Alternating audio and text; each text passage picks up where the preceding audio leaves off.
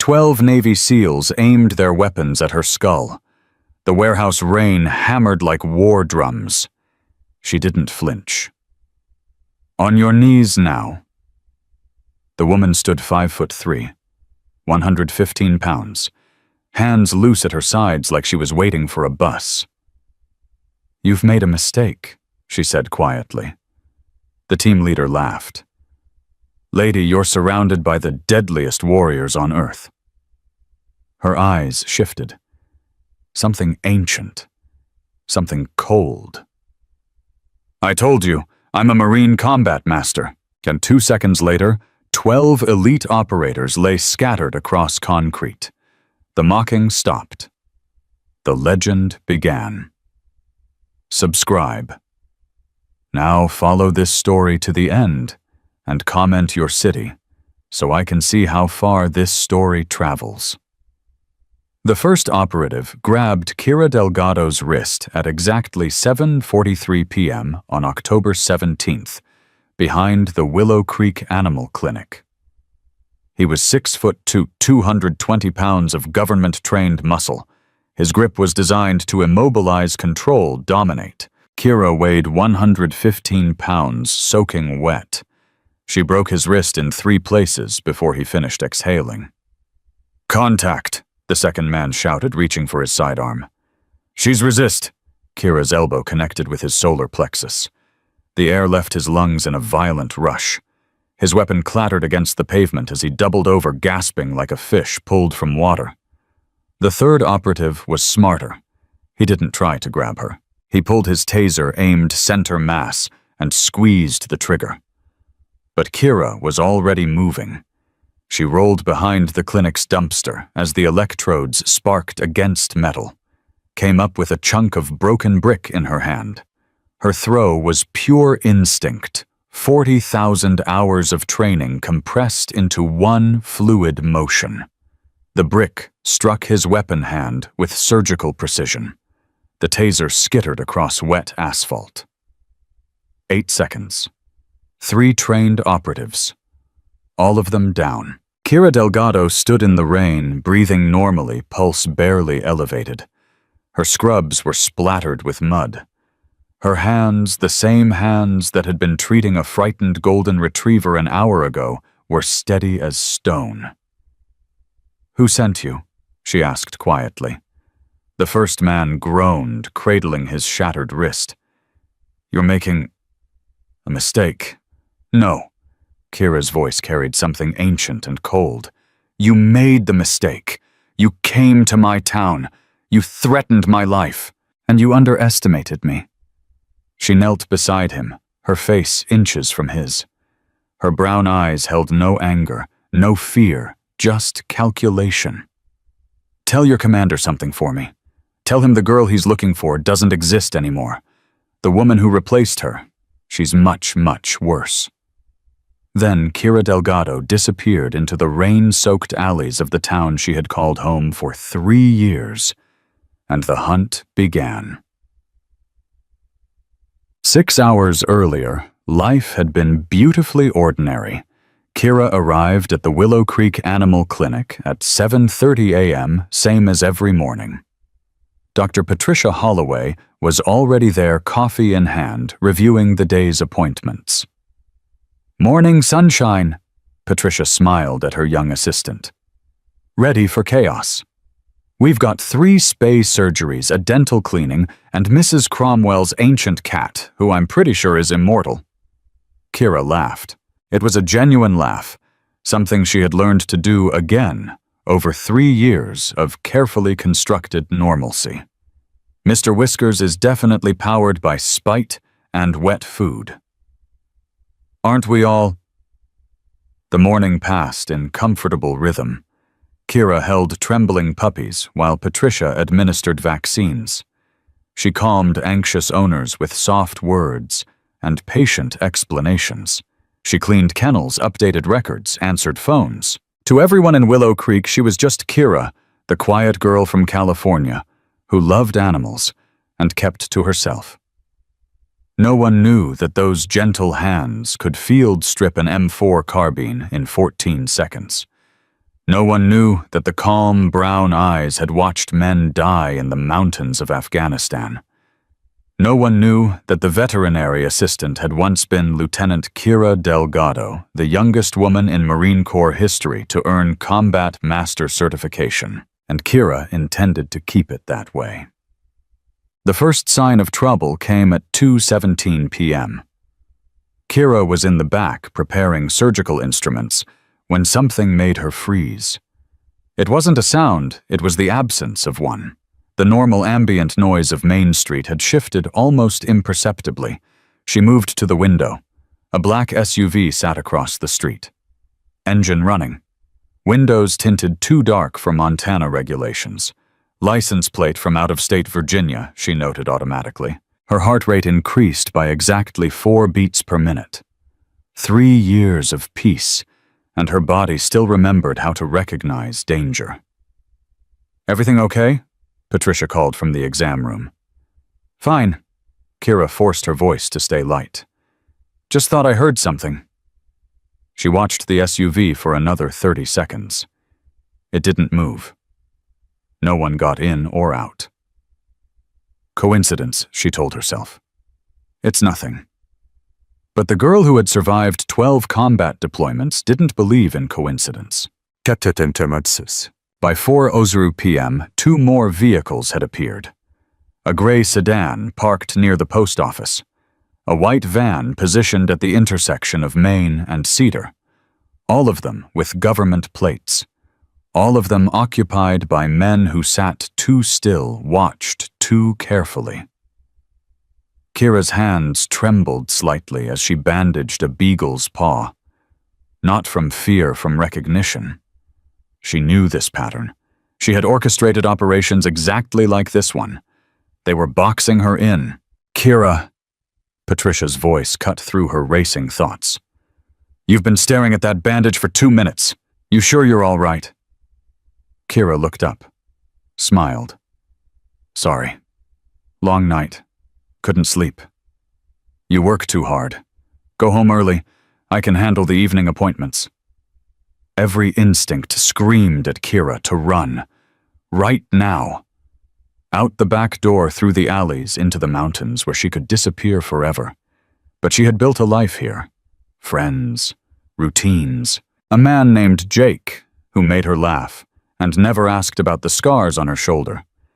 She wasn't ready to give that up. Not yet. Not without knowing why. "Thanks, Patricia. I think I will." Jake Patterson was waiting outside when Kira left the clinic at 5:30. He leaned against his truck, all 6'1", of honest firefighter, with a smile that still made her stomach flutter after 8 months of dating. "Surprise." He held up a paper bag. "Got those tacos you like from Maria's." Kira's chest tightened. She wanted to warn him. Wanted to tell him to drive away, forget he ever knew her, save himself from whatever was coming. Instead, she kissed him softly and said, "You're my favorite person." "I better be." Jake opened the passenger door. "Come on. I'm taking you to the ridge. Sunset's supposed to be spectacular tonight." Kira hesitated. Her eyes flicked to the black SUV still parked across the street. "Actually, can we rain check? I'm not feeling great. Think I'm coming down with something." Jake's face fell. "Really? You seemed fine this morning. Hit me suddenly." She touched his cheek, memorizing the rough stubble, the warmth of his skin. "Tomorrow. Okay, I promise." "Okay." He kissed her forehead. "Call me if you need anything. Soup medicine, terrible movies, I'm your guy." Kira watched him drive away. She stood on the sidewalk until his taillights disappeared around the corner. Then she walked home.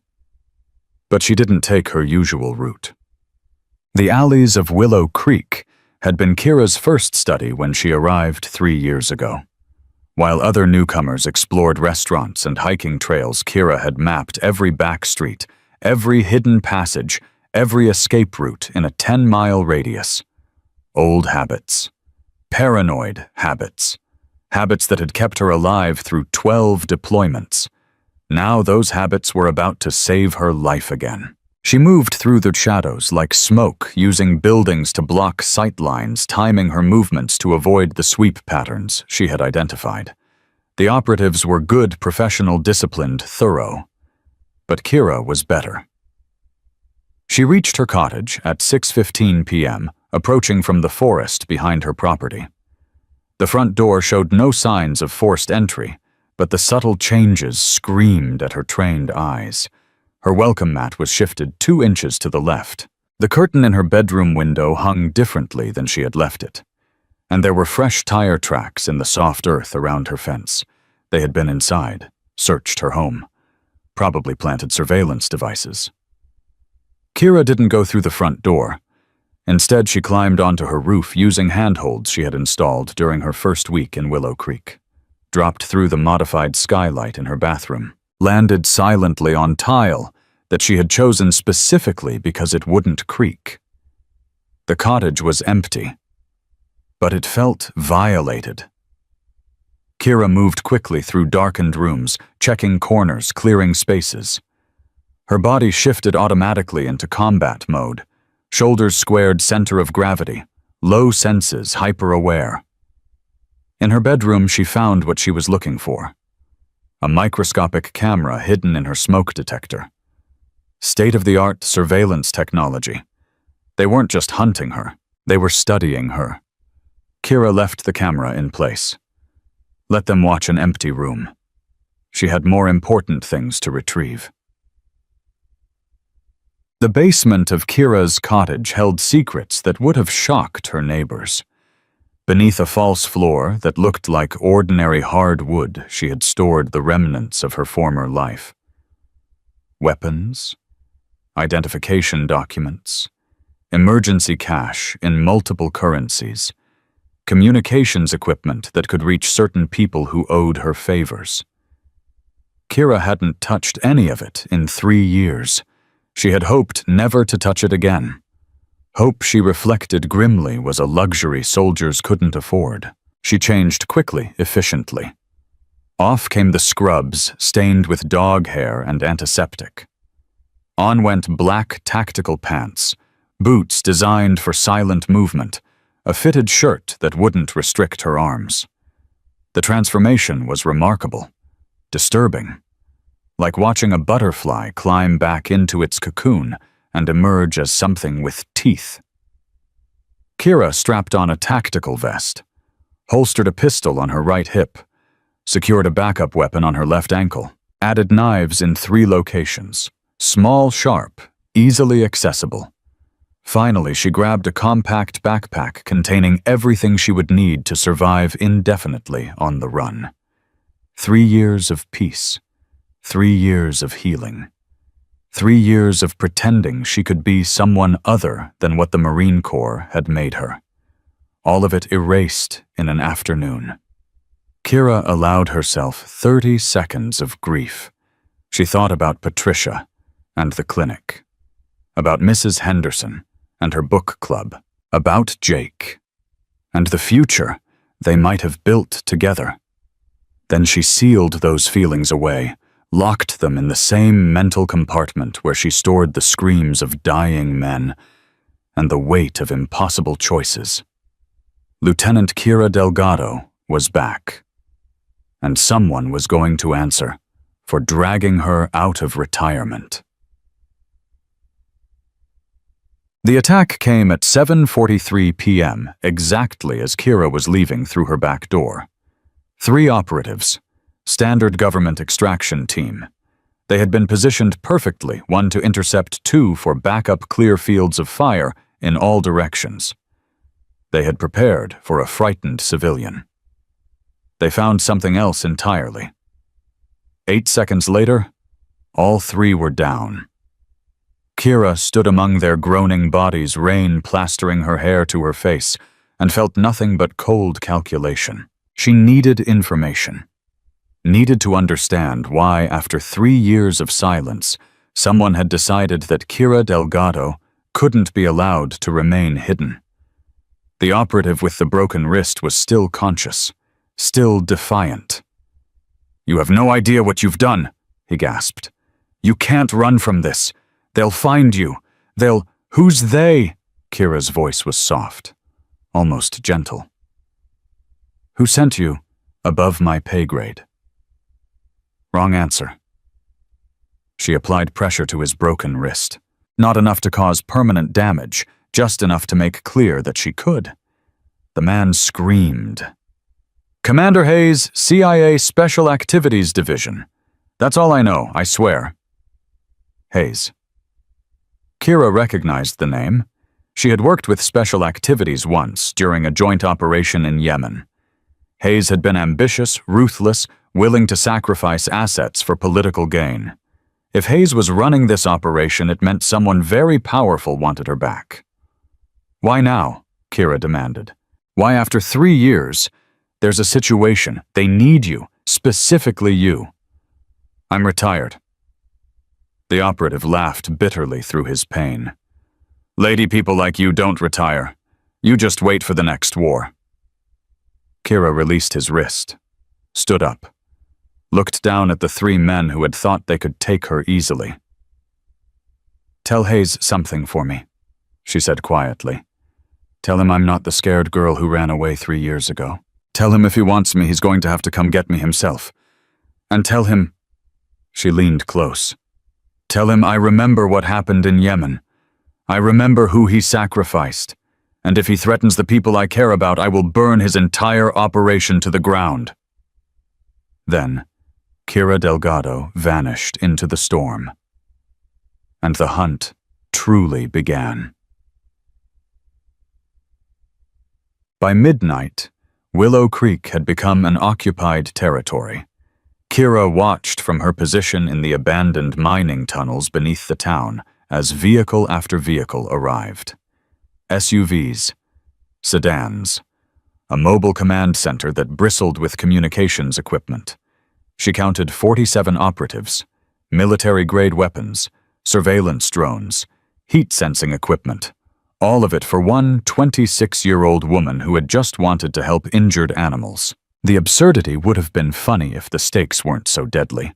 Through her stolen radio, liberated from one of the operatives she had neutralized, Kira monitored their communications. What she heard made her blood run cold. Delgado is classified as a high-value target. Capture preferred, but elimination authorized if necessary. All civilian contacts are to be detained for questioning.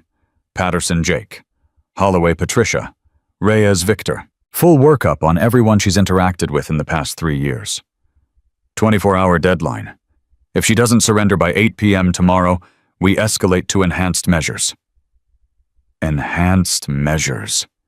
Government euphemism for making innocent people disappear. Kira's hands clenched into fists. They were going to hurt her friends, going to destroy the lives of people who had shown her nothing but kindness, whose only crime was living in the same town as a retired Marine. She should run. Every tactical instinct screamed at her to disappear into the mountains, use her survival training to vanish forever into the wilderness, where even the CIA couldn't find her. But running meant leaving Jake to their interrogations, leaving Patricia to their questions, leaving the entire town of Willow Creek to pay for her sins. Kira Delgado had spent 3 years trying to forget what she was capable of. Now she was about to remind everyone. The old mining tunnels connected to nearly every building in Willow Creek. Kira had discovered this during her first month in town, when restless insomnia had driven her to explore every possible escape route. The tunnels were a remnant of the town's silver mining past, abandoned, forgotten, and perfect for someone who needed to move unseen. She navigated by memory and touch, moving through absolute darkness with the confidence of someone who had trained in cave warfare. The tunnels were narrow in places, barely wide enough for her shoulders, but they provided something invaluable: access. Her first stop was the crawl space beneath the police station. Chief Robert Patterson Jake's father was arguing with a federal agent in his office. Kira pressed her ear to the floor, grating, and listened. I don't care what your credentials say. The chief's voice was tight with anger. This is my town. Those are my people. You don't get to storm in here and start treating everyone like suspects. Chief Patterson, this is a matter of national security. Kira Delgado is... Kira is a good kid. Quiet, keeps to herself. Works at the animal clinic, for God's sake. You're telling me she's some kind of threat? I'm telling you she's one of the most dangerous individuals the military has ever produced. And I'm telling you that if she's not apprehended within 24 hours, this situation will escalate beyond anything your department can handle. Silence. Then the chief's voice, suddenly weary. What aren't you telling me? What did she do? That's classified. Of course it is. A long exhale. Fine. But I want a representative present for any interrogations of local residents. This is still America, and these are still citizens with rights. Noted. Kira moved away from the grating. Chief Patterson was a good man, honest, principled, protective of his community. Under different circumstances, she might have trusted him with the truth. But the federal agent's presence made that impossible. One wrong word, and the chief's integrity would become a liability. She was on her own. By 3 a.m., Kira had mapped the complete disposition of Hayes's forces. The mobile command center was positioned in the town square. 30 operatives patrolled in rotating shifts. Drones provided aerial surveillance on a 15-minute cycle. Communications were routed through a central hub that coordinated all team movements. It was a textbook occupation operation. Professional. Thorough. Overwhelming. And it had one critical weakness. Hayes himself. The commander had established himself in the old fire station, using its height advantage to oversee the operation. He emerged every 90 minutes to receive updates from team leaders following a predictable schedule that spoke to his military background. Predictability was death in Kira's world. She began planning her counterstrike using techniques she had developed during 12 combat deployments. Disable communications, create confusion, isolate the leadership, force a confrontation on her terms, not theirs. But first, she needed to understand why. Why had the CIA suddenly decided she was worth this much attention? Why were they willing to burn her cover alert the entire town and risk an international incident to bring her back? The operative had mentioned a situation. Something that required her specifically. Kira needed answers. And she knew exactly where to find them. Master Gunnery Sergeant Victor Reyes lived on a horse ranch 12 miles outside Willow Creek. He was 68 years old, officially retired, and the only person in Montana who knew Kira Delgado's real identity. He had been her mentor during her early Marine career, the man who had recognized her potential, pushed her beyond her limits, and shaped her into the warrior she had become. When Kira had requested permission to disappear, Victor was the one who had vouched for her, the one who had convinced the brass that she had earned her peace. If anyone knew why the government wanted her back, it would be him. Kira reached the ranch at 4:17 a.m., approaching through the horse pastures where she had spent countless evenings helping Victor with the animals. The farmhouse was dark, but she knew he would be awake. Victor Reyes hadn't slept more than 4 hours a night since Vietnam. She tapped on his kitchen window, using a code they had established years ago. 3 quick, 2 slow, 3 quick. The back door opened 30 seconds later. Victor stood in the doorway, 70 inches of weathered marine, holding a coffee cup in one hand and a pistol in the other. His eyes, still sharp despite his age, swept over her tactical gear and hardened.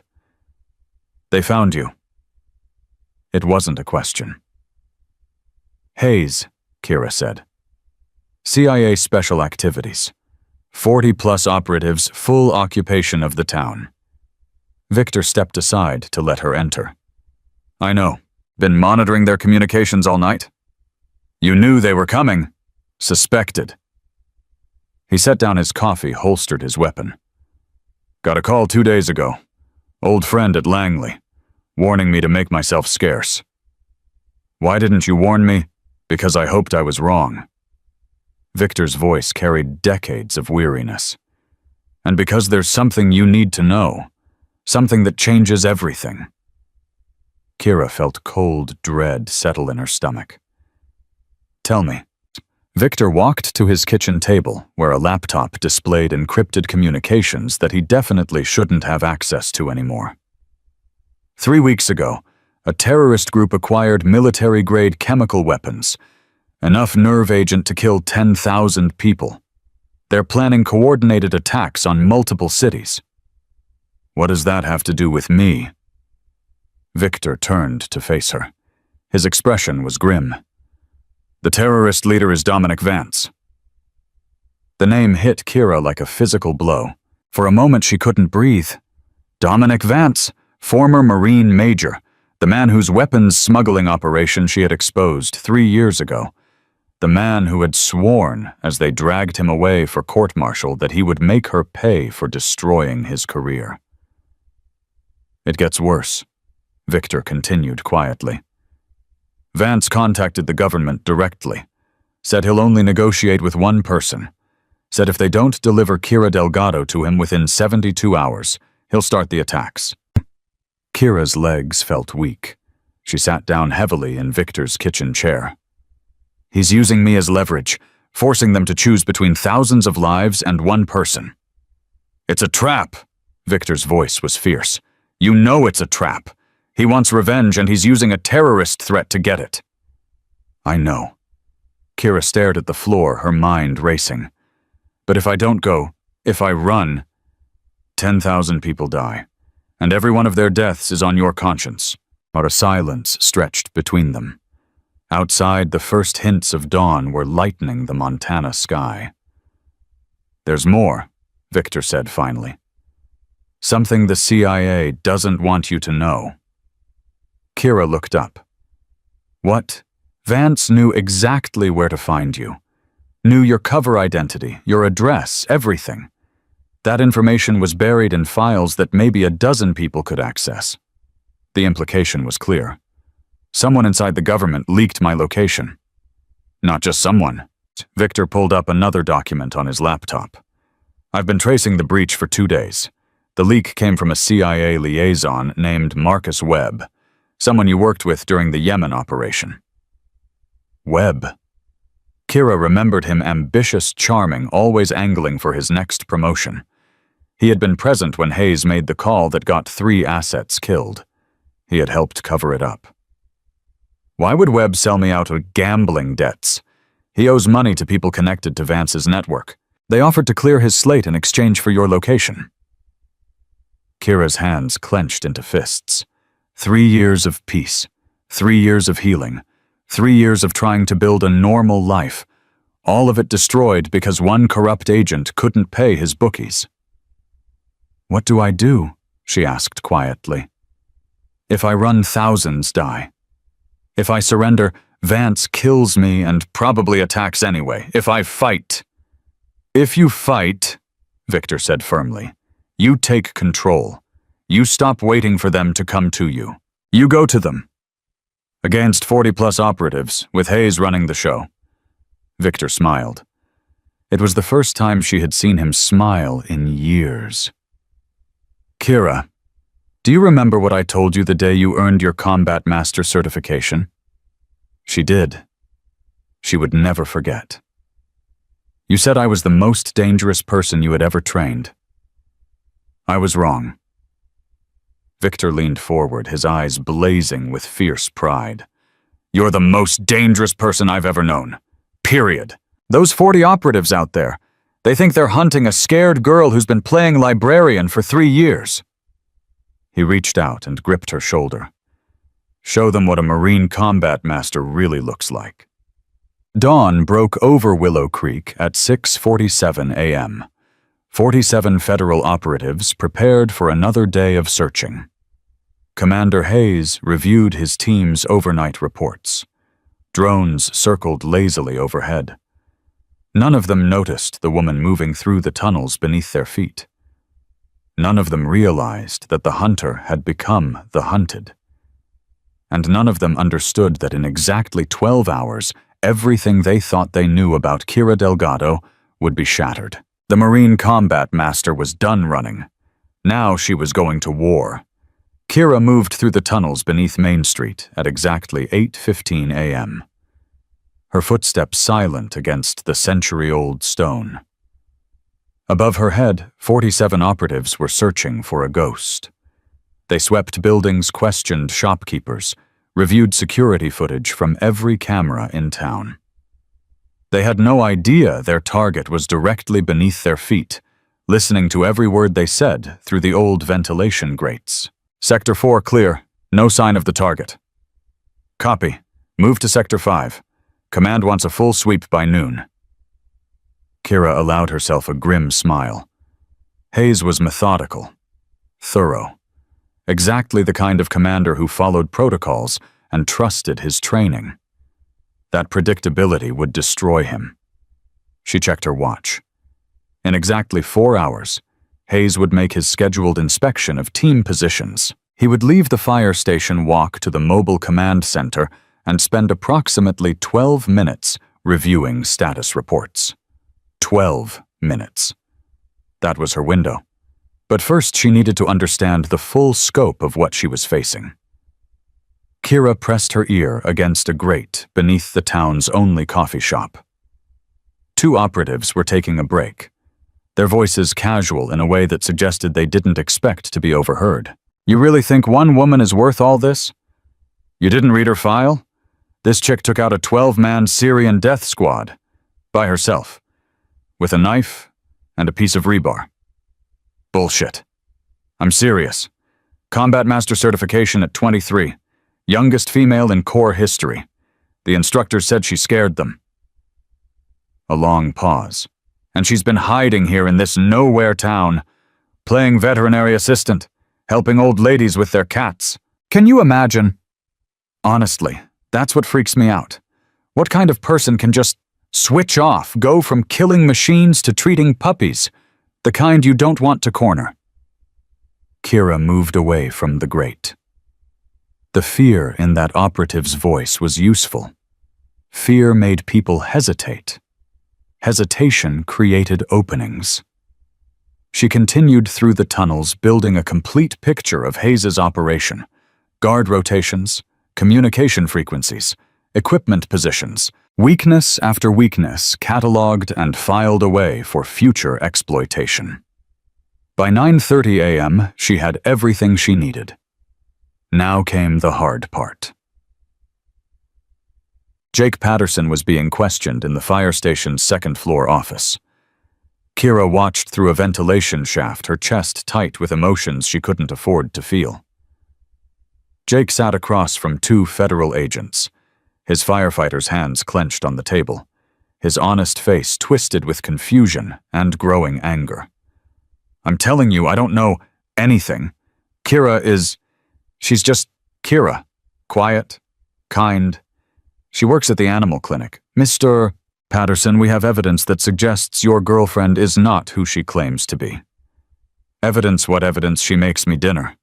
She helps my dad with yard work. She cried at the end of that stupid dog movie we watched last week. Sir? No. Jake's voice hardened. You don't get to come into my town and tell me that someone I care about is some kind of criminal. If Kira did something wrong, I want to know what. Specifically. Right now. The agents exchanged glances. That's classified. Of course it is. Jake laughed bitterly. Everything's classified. You people show up with your black SUVs and your fancy credentials tear apart our community, and you can't even tell us why. Mr. Patterson, has Kira ever demonstrated unusual physical abilities, combat training, weapons proficiency? Jake stared at them like they had grown second heads. She's 5'3" and weighs about 100 pounds. She gets nervous around aggressive dogs. What kind of combat training are you imagining?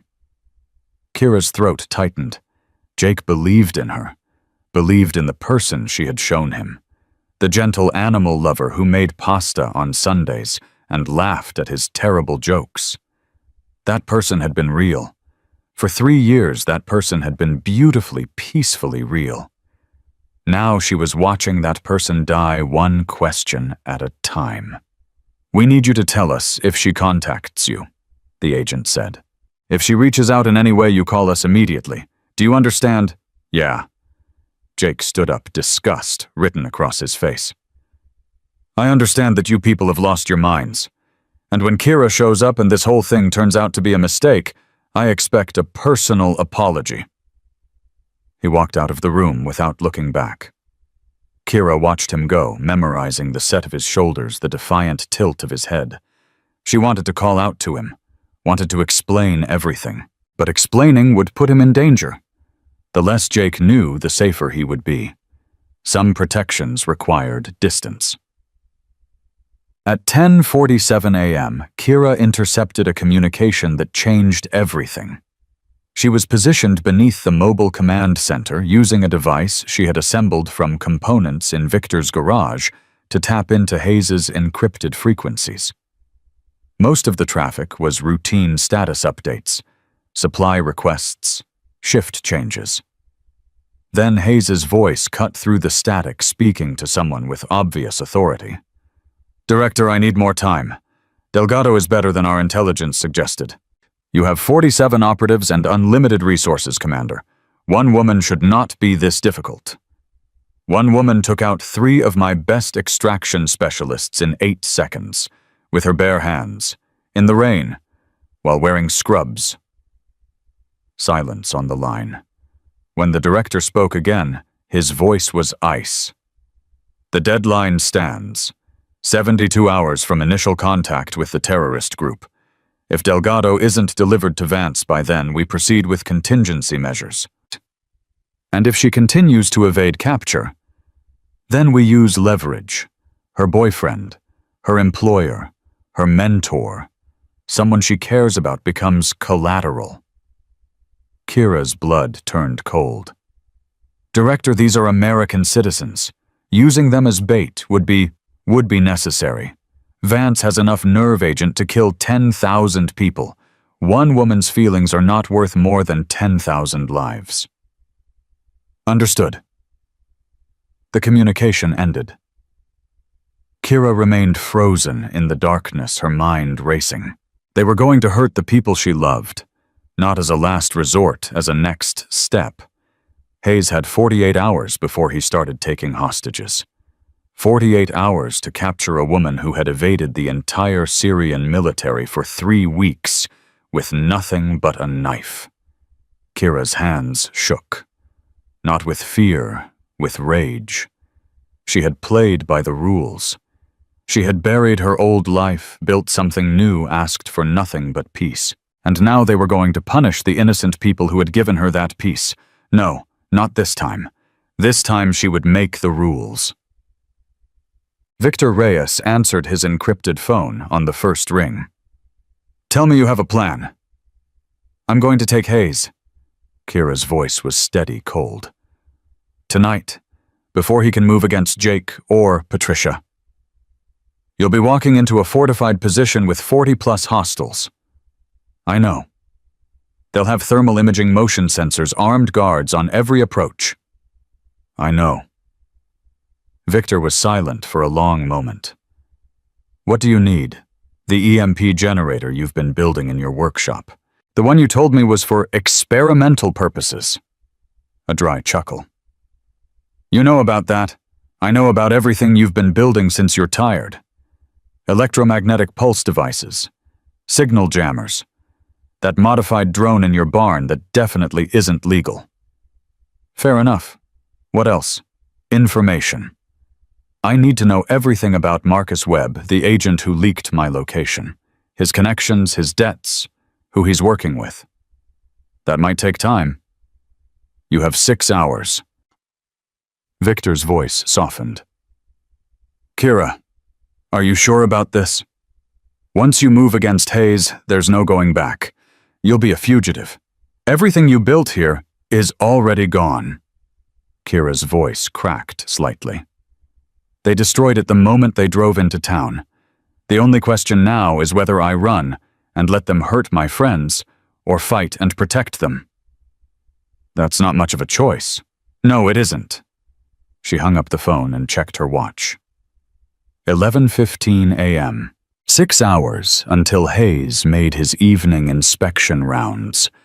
6 hours to prepare for the most important operation of her life. By 2:00 p.m., Kira had assembled everything she needed.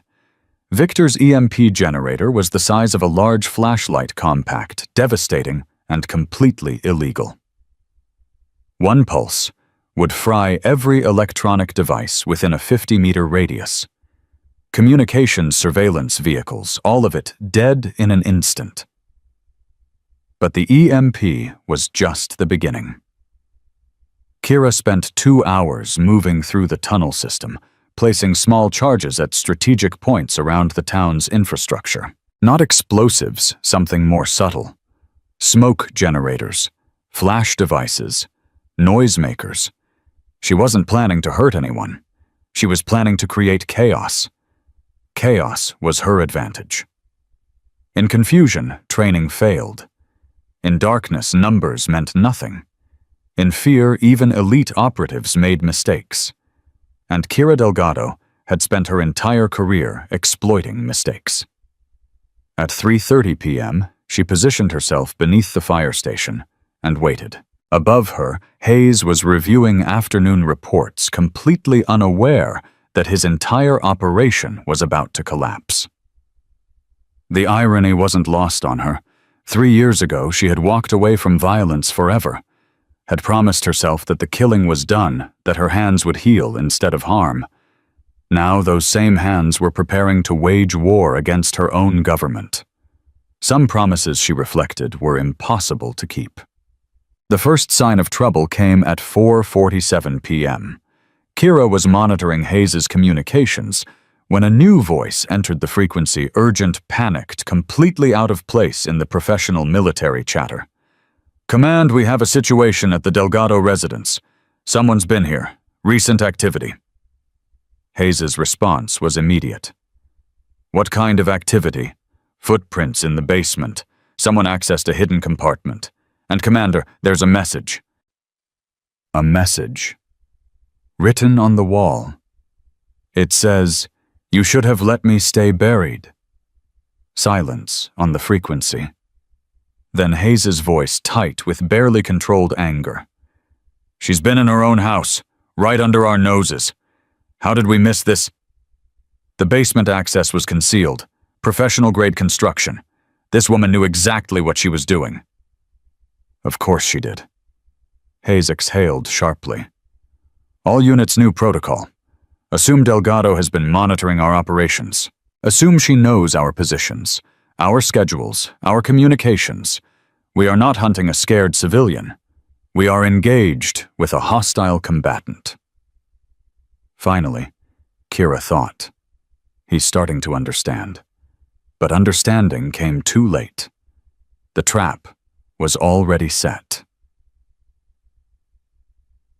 At 5:15 p.m., Jake Patterson did something that nearly destroyed Kira's entire plan. She was repositioning through the tunnels when she heard his voice echoing through the grate above her head. He was standing outside the fire station, arguing with a guard, and he was loud. "I want to see Commander Hayes, right now." "Sir, this is a restricted area." "I don't care what it is. You people have been questioning my neighbors, following my friends, treating this whole town like a crime scene. I want answers." "Sir, I'm going to have to ask you to leave. Or what, you'll arrest me for standing on a public sidewalk." "Go ahead. I'll call every news station in Montana and tell them how the federal government is terrorizing a small town to find one missing woman." Kira's heart stopped. Jake was going to get himself killed. His stubborn honesty, the same quality that had made her fall for him, was about to put him directly in Hayes's crosshairs. She had to do something. Had to intervene before, "Let him in." Hayes's voice cut through the commotion. Kira pressed closer to the grate, straining to hear. "Commander, let Mr. Patterson in. I want to talk to him." The guard hesitated, then stepped aside. Jake walked past him with his shoulders squared, radiating the kind of righteous anger that got people hurt. Kira followed through the tunnels, positioning herself beneath Hayes' office. She could hear everything. The scrape of chairs, the click of a closing door, and then Hayes' voice, calm and measured. "Mr. Patterson, thank you for coming. I didn't come to be thanked. I came for answers." "I understand. Please sit." A pause. Jake's voice was suspicious. "You're being awfully polite for someone who's been treating my girlfriend like a terrorist." "That's because I need your help." Kira went rigid. This was wrong. Hayes was supposed to be dismissive, hostile, bureaucratic. This sudden cooperation meant Kira Delgado is in danger. Hayes continued smoothly. "Not from us. From someone much worse. A former military officer named Dominic Vance has threatened to kill her along with thousands of innocent civilians unless we bring her to him." "That's insane." "I agree, which is why we're trying to find her first. To protect her." "Protect her?" Jake's laugh was bitter. "You've got 50 guys with guns turning our town upside down. That's not protection. That's a manhunt." "It looks that way, I know, but the truth is more complicated." Hayes' voice dropped, becoming intimate, confiding. "Kira has skills that Vance wants to exploit. She's been hiding from him for 3 years. We're trying to bring her in safely before he can get to her." "Skills? What skills?" "She's a veterinary assistant." "Mr. Patterson, how well do you really know her?" The question hung in the air. Kira held her breath. "I know enough," Jake said finally. "I know she's kind. I know she works hard. I know she loves animals and makes terrible coffee and laughs at jokes that aren't funny." "But do you know where she came from? What she did before she came here?" Silence. "She told me she was a teacher in California, that she wanted a quieter life." "And you believed her?" "Why wouldn't I?" Hayes' voice was gentle, almost sympathetic. "Because people who want quieter lives don't have hidden compartments in their basements. They don't know how to disable 3 trained operatives in 8 seconds. They don't disappear like smoke when an entire federal task force is looking for them." More silence. When Jake spoke again, his voice was smaller, uncertain. "What are you saying?" "I'm saying that Kira Delgado isn't who you think she is. I'm saying that the woman you've been dating for 8 months has secrets that would terrify you. And I'm saying that if you really care about her, if you want to help her, you need to help us find her before Vance does." Kira closed her eyes. Hayes was good. Manipulative, ruthless, but good. He was turning Jake against her, using concern as a weapon. And it was working. "If I knew where she was," Jake said slowly, "I would tell you. But I don't. She hasn't contacted me. Hasn't called, hasn't texted, nothing. But she might. And if she does, I need you to let us know immediately, not to capture her, to save her. And if I don't believe you, if I think this whole thing is exactly what it looks like, a government operation to kidnap an innocent woman." Hayes' voice hardened slightly. "Then I would remind you that we're dealing with a terrorist threat that could kill thousands of people. I would remind you that obstruction of a federal investigation is a serious crime.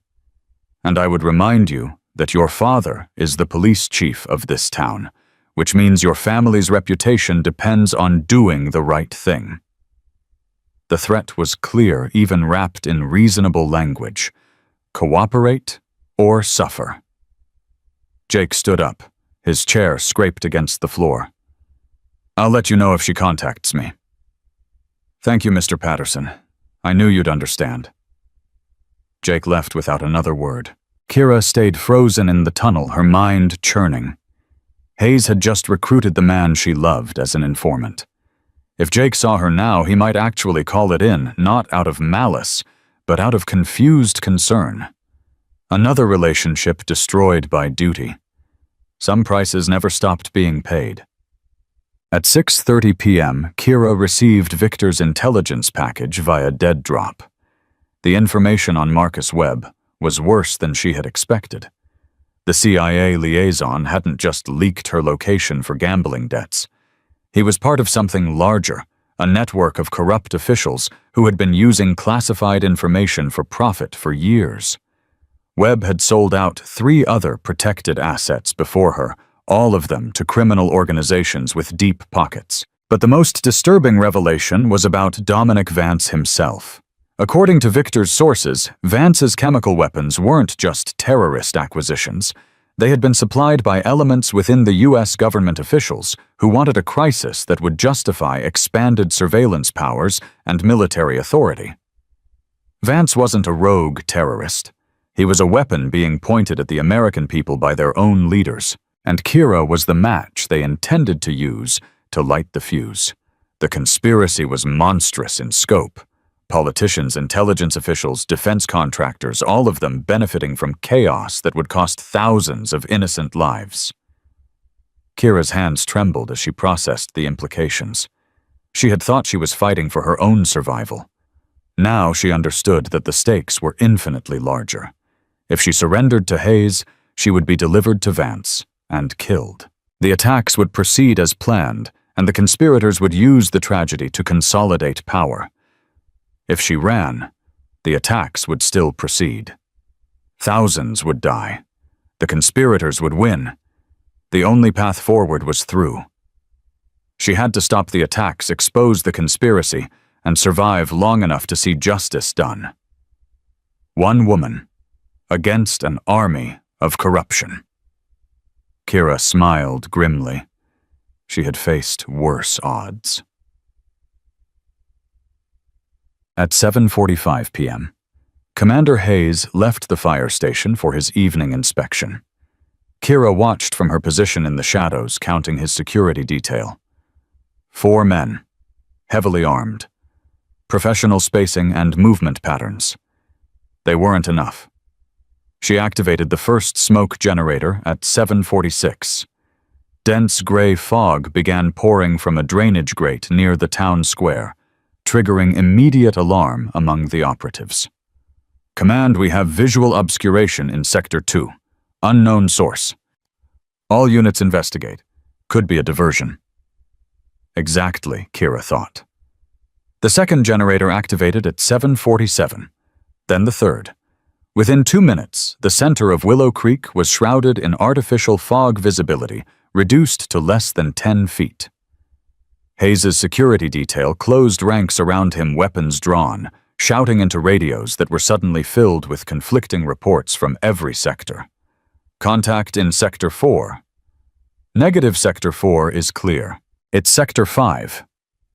I've got movement near the library. That's my team. Hold fire. Chaos. Beautiful orchestrated chaos. Kira moved through the fog like a predator through water. Her training took over angles of approach, sight lines, timing. She had rehearsed this moment 1,000 times in her mind. The first guard never saw her coming. She emerged from the fog, struck the nerve cluster in his neck, and caught him as he fell, lowered him silently to the ground. The second guard turned at the sound of rustling fabric. He was fast, professionally fast. His weapon came up in a textbook response, but Kira was faster. She was inside his guard before he could acquire a target. Her hands found his weapon redirected, twisted. The gun clattered to the pavement. Her knee connected with his solar plexus. Down. 2 guards in 4 seconds. 2 remaining. The third guard opened fire blindly into the fog panic, overriding training. Kira dropped low, rolled, came up behind him. A precise strike to the back of his knee. A follow-up to the base of his skull. Down. The fourth guard was smart. He grabbed Hayes and pulled him toward the fire station, retreating to defensible ground. Kira let them run. She needed Hayes isolated. Scared. Desperate. She followed through the fog, a ghost made of violence and vengeance. Hayes made it inside the fire station and slammed the door behind him. His remaining guard was already on the radio calling for backup. All units, commander is under attack. Fire station, immediate support requested. Kira activated the EMP. The pulse was invisible. Silent, devastating. Every electronic device in a 50-meter radius died instantly. Radios went silent, lights went dark. The sophisticated security systems that Hayes relied on became expensive paperweights. In the sudden darkness, Hayes heard something that would haunt him for the rest of his life. A woman's voice, calm and cold, coming from everywhere and nowhere. "You should have let me stay buried." Hayes fumbled for his backup weapon in the darkness, his hands trembling for the first time in 20 years of service. "Johnson, report." His remaining guard didn't answer. The man had been standing 3 feet away seconds ago. Now there was only silence and the sound of a body hitting the floor. Hayes spun, pistol raised, aiming at nothing. The darkness was absolute, his eyes strained uselessly against the black. "Delgado," his voice echoed off the walls. "This doesn't have to end badly. We can negotiate." A soft laugh came from his left. He fired twice. The muzzle flash illuminated empty air. "You sent 47 men to kidnap me from my home." Kira's voice moved, impossible to track. "You threatened to torture my friends, and now you want to negotiate. I was following orders. So was everyone at Nuremberg." Hayes pivoted toward the voice. Fired again. Another miss. "You don't understand the situation," he said desperately. "Vance has chemical weapons. Thousands of lives are at stake. I'm trying to save people. By sacrificing me. By doing what's necessary." Silence. Hayes's heart pounded against his ribs. Sweat dripped down his forehead despite the cold. When Kira spoke again, her voice was directly behind him. "Let me tell you what's necessary." Hayes spun. Something hard struck his wrist. His pistol flew from his grip. A second strike hit his knee, dropping him to the floor. Before he could recover, cold metal pressed against the back of his skull. "Necessary?" Kira continued quietly. "Is understanding who you're really working for. Necessary is knowing that Vance's chemical weapons came from inside your own government. Necessary is realizing that you're not saving lives, you're helping to end them." Hayes froze. "What are you talking about?" "Marcus Webb, your liaison. He didn't just leak my location. He's part of a network that supplied Vance with everything he needed to launch these attacks. Politicians, defense contractors, intelligence officials, all of them profiting from chaos." "That's impossible." "Is it?" Kira increased the pressure slightly. "Ask yourself why Vance specifically requested me. Why he knew exactly where I was hiding. Why your superiors are so desperate to deliver me to him rather than simply eliminating the threat." Hayes's mind raced. The pieces began clicking together in ways he didn't want to acknowledge. "They need me dead," Kira said. "I'm the only person who can expose what really happened in Yemen. The assets you sacrificed. The deals you covered up. Webb knows I have evidence. Vance knows it too. This entire operation isn't about stopping terrorism. It's about burying the truth." "I didn't know." "But you suspected." Kira's voice hardened. "You've always suspected. You just didn't care enough to ask questions." Hayes said nothing. There was nothing to say. "Now you're going to help me," Kira continued. "You're going to tell me everything about Vance's operation, location defense's timeline, and then you're going to call off your men and let me do what I do best. And if I refuse, then I leave you here in the dark and I figure it out myself. But your career ends either way. The only question is whether you go down as the man who helped stop a conspiracy or the man who enabled it." The gun pressed harder against his skull. "Choose." Hayes talked for 47 minutes.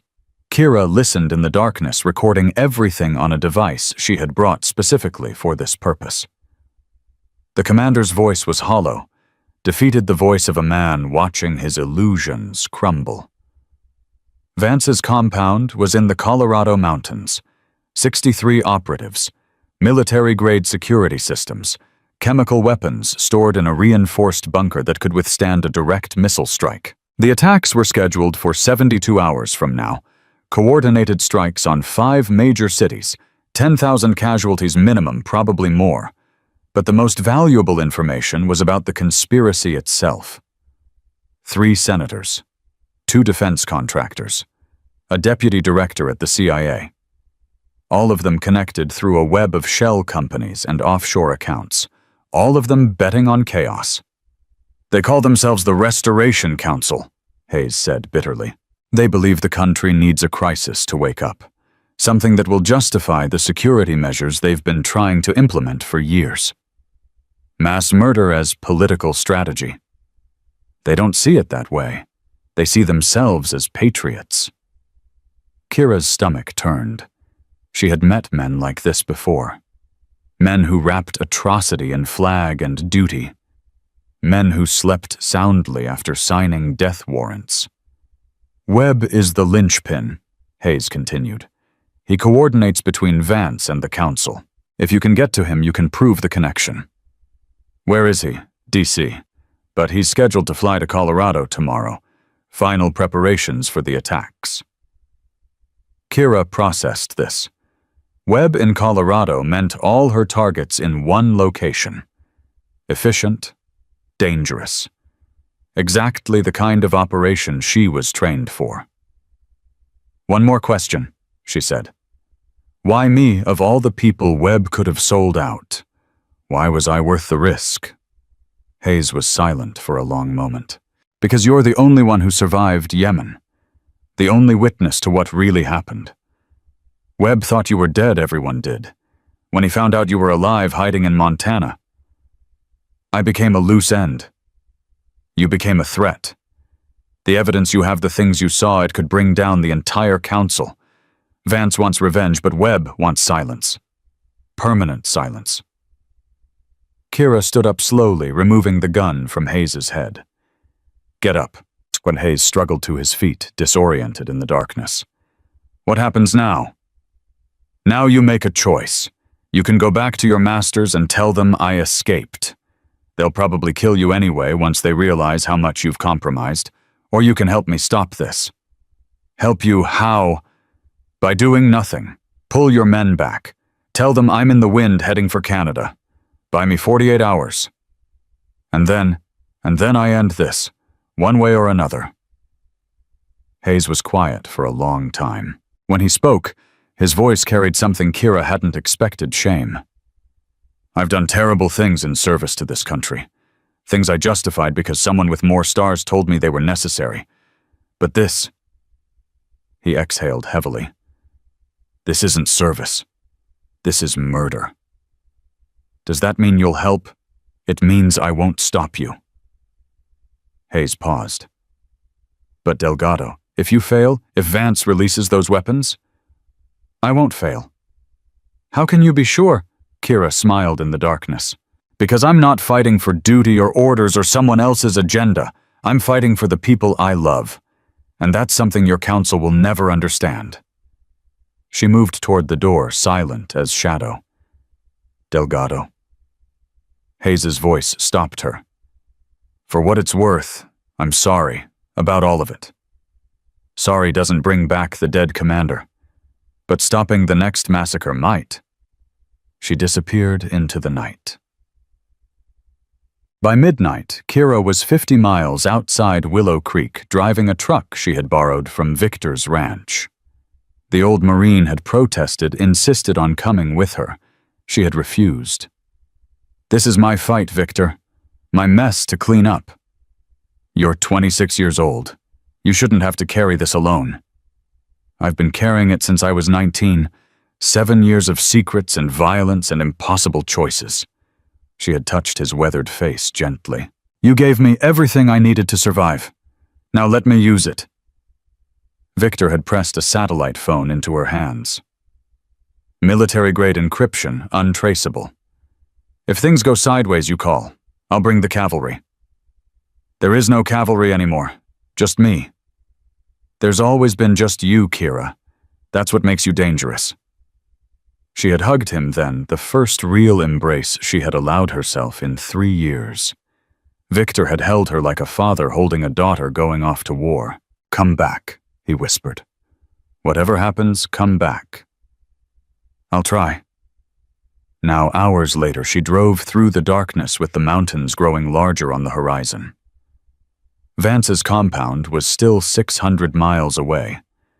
She had 36 hours to cover the distance, infiltrate the facility, and stop an attack that could reshape American history. Impossible odds. Exactly her specialty pursuit. The first complication came at 3:47 a.m. Kira had stopped at a remote gas station to refuel when her stolen radio crackled with an emergency broadcast. "All units, priority alert. Subject Delgado confirmed heading south on Route 87. Intercept teams deploying to checkpoints Alpha through Delta." Hayes had lied. Or someone had overridden his stand-down order. Either way, she was being hunted again. Kira abandoned the truck, immediately disappearing into the forest before the first helicopter appeared overhead. She moved through trees and underbrush with practiced efficiency, her body remembering survival skills that 3 years of peace hadn't erased. 2 hours of hiking brought her to a small town she had never heard of. She found a diner just opening for the morning shift, slipped inside, and ordered coffee while she planned her next move. "Traveling alone, hun?" The waitress was 60-something, kind-eyed, with the easy manner of someone who had seen everything. "Just passing through," Kira said. "At 5 in the morning must be quite a journey." "You could say that." The waitress poured coffee without being asked. "Running from something or running to something?" Kira looked up, surprised by the question. "Both," she admitted. "That's usually how it goes." The waitress smiled. "Whatever it is, I hope you find what you're looking for." "Thank you." "And hun, whatever you're running from, don't let it catch you. Some things, once they get their teeth in, they don't let go." Kira wrapped her hands around the warm mug. "I know. That's why I'm not running anymore." She stole a motorcycle from behind a hardware store at 6:15 a.m. The owner would find cash and an apologetic note in his mailbox within the week, assuming Kira survived long enough to arrange it. For now, speed mattered more than courtesy. The motorcycle 8 miles hungrily, weaving through mountain roads that grew steeper and more treacherous as she approached Colorado. Kira pushed the engine hard, knowing that every minute of delay gave Vance more time to prepare. By noon, she had covered 300 miles. By evening, she was within striking distance of the compound. And that's when her phone rang. Not the satellite phone from Victor, her personal phone, the one she had abandoned in Willow Creek. The one that should have been untraceable. The caller ID showed Jake's name. Kira's finger hovered over the answer button. This was wrong. Jake didn't have this number. No one should be able to reach this device, unless it was a trap. She answered anyway. "Hello." "Kira." Jake's voice was strained tight with fear. "Thank God. I've been trying to reach you for hours." "Jake, how did you get this number?" "A man gave it to me. Said you'd answer if it was me calling." Her blood ran cold. "What man? He didn't give his name. Just said to tell you that he has something you want." Jake's voice cracked. "Kira, what's happening? Who are these people? They showed up at the station, said they'd hurt my dad if I didn't help them find you." "Jake, listen to me carefully. Where are you right now?" "I don't know. Some kind of warehouse. They blindfolded me. Drove for hours." "Is anyone with you?" "There's a guard outside the door. Kira, I'm scared. These people aren't cops. The way they talk, the way they move, they're something else." Kira's mind raced. Vance had taken Jake, using him as leverage, just like the council had planned. But how had Vance known about their relationship? How had he gotten access to her phone number, Webb? It had to be Webb. The CIA liaison had access to everything, her files, her cover identity, her personal relationships. "Jake, I need you to stay calm." Can you do that for me? I'm trying. Good. I'm coming to get you. But I need you to trust me. Trust you? Jake laughed bitterly. I don't even know who you are anymore. The Fed said you were some kind of super soldier. That you've killed people, that everything you told me was a lie. Kira closed her eyes. Not everything. My feelings for you were real. Are real. I just couldn't tell you the truth about my past. Why? Because I wanted to be someone else. Someone who didn't have blood on her hands. Someone who could make pasta on Sundays and laugh at your jokes and pretend the world wasn't full of monsters. Silence on the line. When Jake spoke again, his voice was softer. Were you ever going to tell me? I don't know. I hoped I'd never have to. And now I'm going to save your life. And then if you still want to talk, I'll tell you everything. Every mission, every secret, every scar. Kira, a new voice cut in, smooth, cultured, dripping with satisfaction. How touching.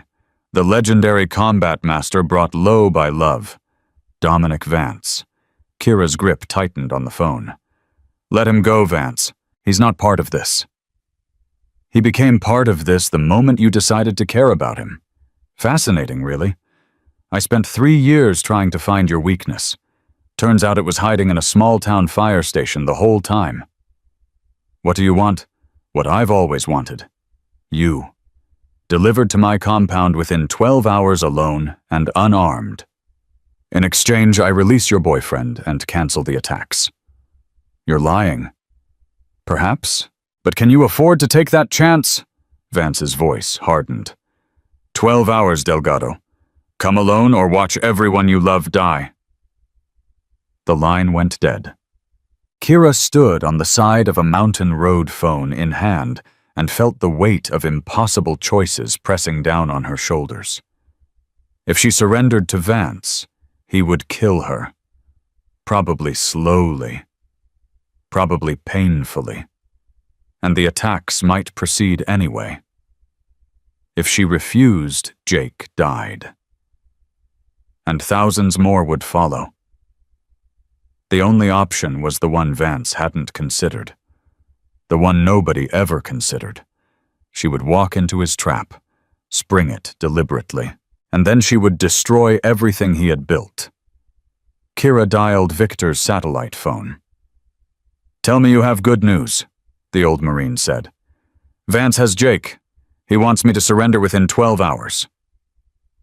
A long pause. So what's the play? I'm going in. Alone against 60+ hostiles. I'm not going to fight them, Victor. I'm going to break them. How? Kira smiled grimly. By being exactly what they're afraid of. The compound emerged from the mountain darkness at 11:47 p.m. Kira had approached on foot for the last 5 miles, avoiding roads and trails that might be monitored. Her body was exhausted, but her mind was crystal clear. The facility was exactly as Hayes had described. Reinforced perimeter, guard towers with overlapping fields of fire, motion sensors and thermal cameras covering every approach, a fortress designed to repel armies. But Kira wasn't an army. She was a scalpel. She spent 2 hours observing, noting patterns and weaknesses. The guards were professional, but complacent. They had been told to expect a surrendering prisoner, not an infiltrating operative. At 2:00 a.m., she began her approach. The cave system behind the compound was narrow and treacherous, just as Victor's intelligence had suggested. Kira navigated by touch, squeezing through passages barely wide enough for her shoulders, ignoring the claustrophobic pressure of tons of rock above her head. She emerged in a depression behind the armory exactly where she needed to be. The building's rear wall was solid concrete, but concrete could be breached with the right tools. Kira pulled a compact cutting device from her pack and went to work. 20 minutes later, she was inside. The armory was everything Kira had feared. Crates of military weapons, rows of chemical weapons canisters, delivery systems designed for maximum casualties. But she also found something she hadn't expected: documentation. Shipping manifests, payment records, communication logs, all of it linking the weapons directly to the Restoration Council. Kira photographed everything, uploading the images to secure servers that Victor could access. Even if she died tonight, the evidence would survive. Then she began rigging the armory for destruction. The charges were small, but precisely placed enough to incinerate the chemical weapons without dispersing them enough to destroy the evidence trail that the council was counting on. She was halfway through when a voice froze her blood. "I knew you wouldn't surrender." Kira spun. Dominic Vance stood in the doorway, flanked by 4 armed guards. He was older than she remembered, grayer, harder, with eyes that held nothing but cold calculation. "You never could resist playing hero," Vance continued, "even when the smart move was to run. Where's Jake? Safe, for now." Vance stepped into the armory, his guards spreading out to cover the exits. "But that changes depending on what happens in the next few minutes." "Let him go. This is between us." "Actually, it's between you and everyone you've ever wronged." Vance smiled coldly. "Do you know how many people's lives you destroyed, Delgado? How many families were torn apart because of your missions? How many children grew up without fathers because you were very, very good at killing? I followed orders, same as you. I followed opportunity. There's a difference." Kira's hands itched for the weapon at her hip, but the angles were wrong. 4 guards, all with clear sight lines.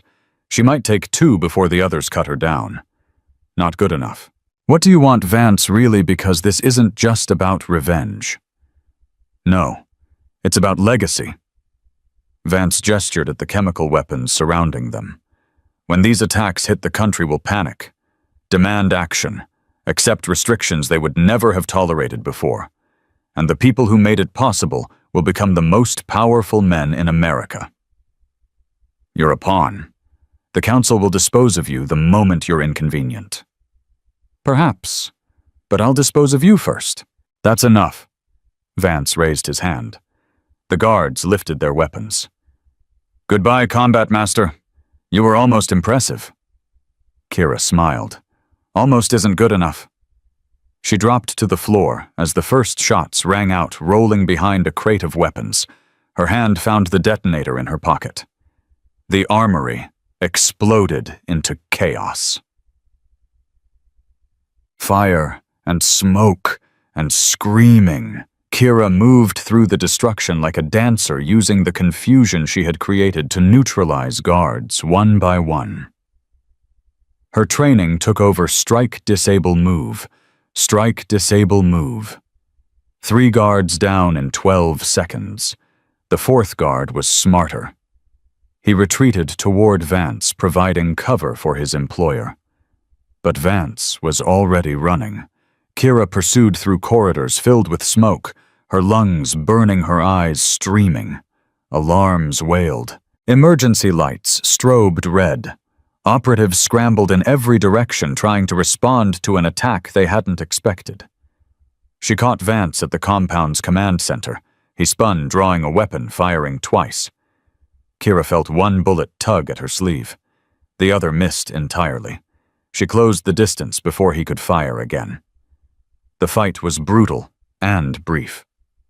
Vance had been a Marine, once trained, dangerous, experienced, but 3 years of commanding from safety had softened him. Kira had spent those same 3 years pretending to be soft. The difference showed. She disarmed him with a wrist lock, drove her knee into his solar plexus, followed with an elbow to the temple that dropped him to his knees. "Where's Jake?" she demanded. Vance coughed blood. "Basement, cell 3. And Webb, conference room, upstairs." Vance laughed weakly. "You won't get to him, you won't—" Kira's fist connected with his jaw. Vance collapsed unconscious. She zip-tied his hands and feet, then pulled out her phone. "Victor, Compound is compromised. Armory destroyed. Vance is down. I need extraction for a civilian hostage and one high-value target. Cavalry's already en route. Hold tight. Not yet. There's one more thing I need to do. She hung up and headed for the stairs. Webb was waiting. Marcus Webb was waiting in the conference room with a gun pointed at Jake Patterson's head. Kira froze in the doorway, her weapon raised, her heart slamming against her ribs. Jake sat bound to a chair, his face bruised, his eyes wide with terror. Webb stood behind him, using the firefighter's body as a shield. "Drop it," Webb said calmly, "or I paint the wall with his brains." Kira's finger tightened on the trigger. The shot was there, a narrow window between Jake's shoulder and Webb's temple. She had made harder shots in worse conditions. But Jake's eyes met hers, pleading, trusting. She lowered her weapon. "Kick it away." Kira kicked the gun across the floor. It skidded to a stop against the far wall. "Hands up. Turn around slowly." She complied, her mind racing through options. Webb was CIA trained, experienced, dangerous. He wouldn't make the same mistakes Vance's guards had made. "You know this doesn't end well for you," Kira said quietly. "The compound is compromised. Your weapons are destroyed. Vance is in custody." "But I have leverage," but Webb pressed the gun harder against Jake's temple. "That counts for something." "Kira." Jake's voice was barely a whisper. "I'm sorry. I didn't know they were following me. I thought I could help." "This isn't your fault." "Touching." Webb's voice dripped contempt. "The legendary combat master brought down by a small-town boyfriend. You should have stayed dead, Delgado. You should have let the world forget you existed. Like you forgot about the assets you sold out the operatives who died because you needed to pay your gambling debts." Webb's face tightened. "I did what I had to do." "You murdered innocent people for money." "I removed complications." Webb shrugged. "There's a difference. Is that what I am? A complication? You were supposed to be dead. 3 years ago, when Vance was convicted, you were supposed to disappear permanently. But you just had to survive.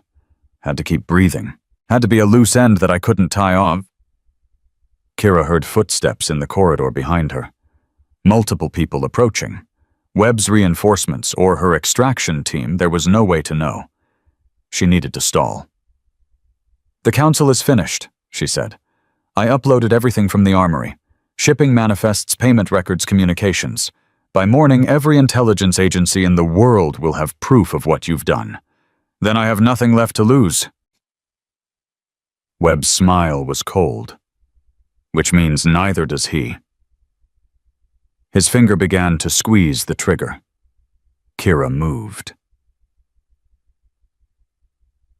Time slowed to a crawl. Her body remembered patterns drilled through 1,000 repetitions. The angle of Webb's arm. The distance between them. The fraction of a second before a trigger engaged. She dove forward and right her hand closing around a letter opener on the conference table. The blade left her fingers before she hit the ground, spinning end over end toward Webb's gun hand. The throw was perfect. The letter opener struck Webb's wrist, slicing through tendons. His shot went wide, punching a hole in the ceiling.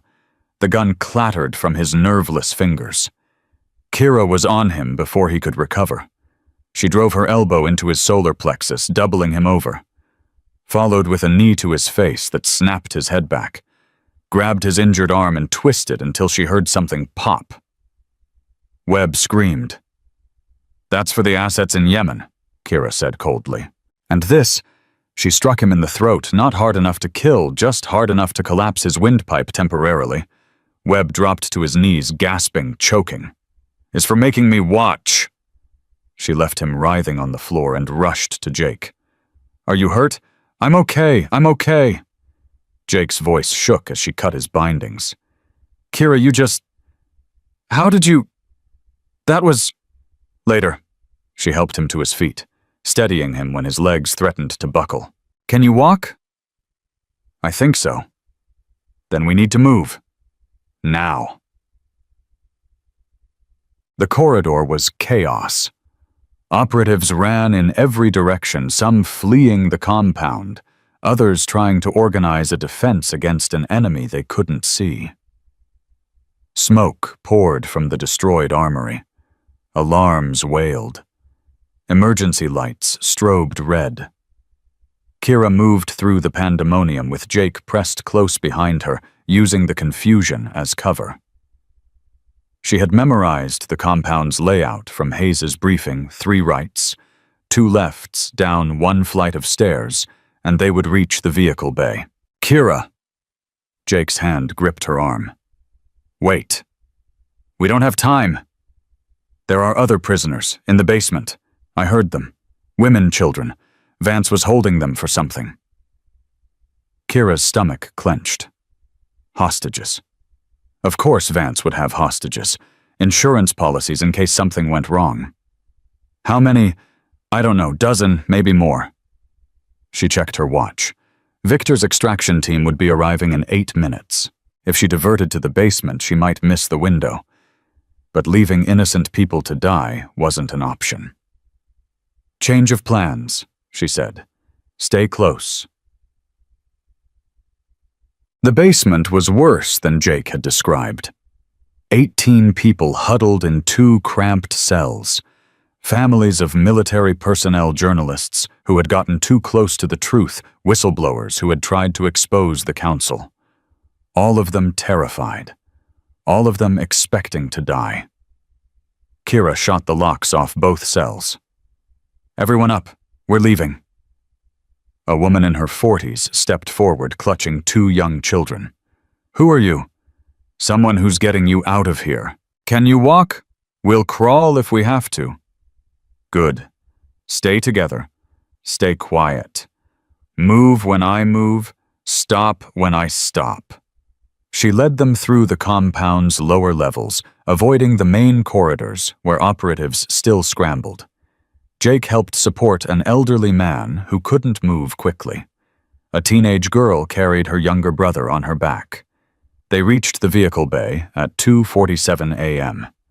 3 transport trucks waited, keys still in the ignition. Kira loaded the hostages into the first 2 vehicles, checking each person for injuries, counting heads, making sure no one was left behind. "Jake, can you drive?" "Yeah." "Take the first truck. Follow the access road north until you reach the main highway. Victor Reyes will have people waiting at the junction." "What about you?" Kira looked back toward the compound. Smoke was still rising from the armory. Somewhere inside, Webb was either dead or being captured by operatives who didn't know their organization had just collapsed. "I have one more thing to do." "Kira, no. You've done enough. Come with us." She touched his face gently. The same face she had memorized over 8 months of dinners and movies and quiet walks. The face of a man who still didn't understand what she was. "There's a server room on the 3rd floor.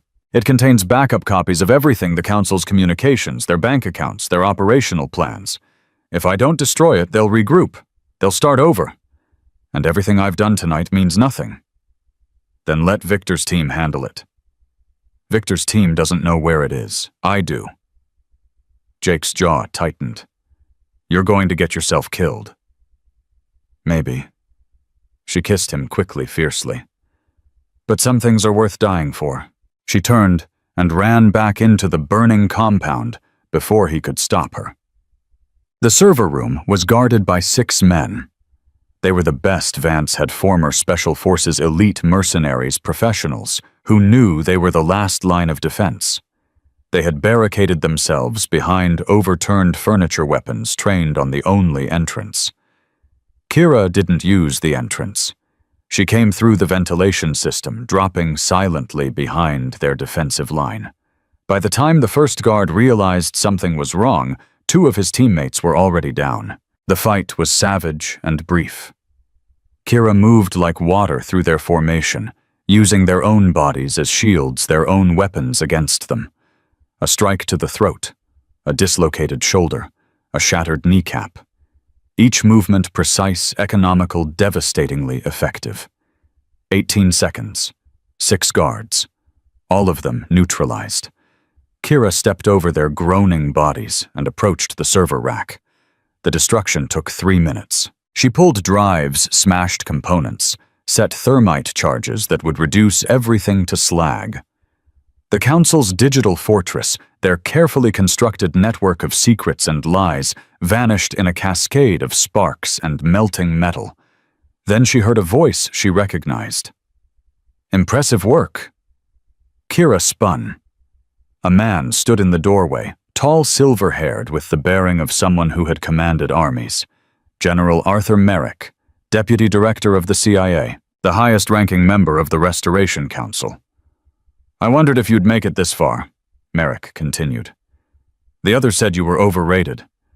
A relic from a simpler time. I knew better." Kira raised her weapon. "Hands where I can see them." Merrick smiled and complied. "Are you going to shoot me, Lieutenant, an unarmed man that would look very bad in the tribunal?" "There's not going to be a tribunal. There's going to be a prison cell and a very long sentence. Perhaps, but perhaps not." Merrick's eyes were cold. "Do you know how many contingencies we've built into this operation? How many fail-safes? Even with the armory destroyed and the servers burned, we have resources you can't imagine." "I've been hearing that a lot tonight.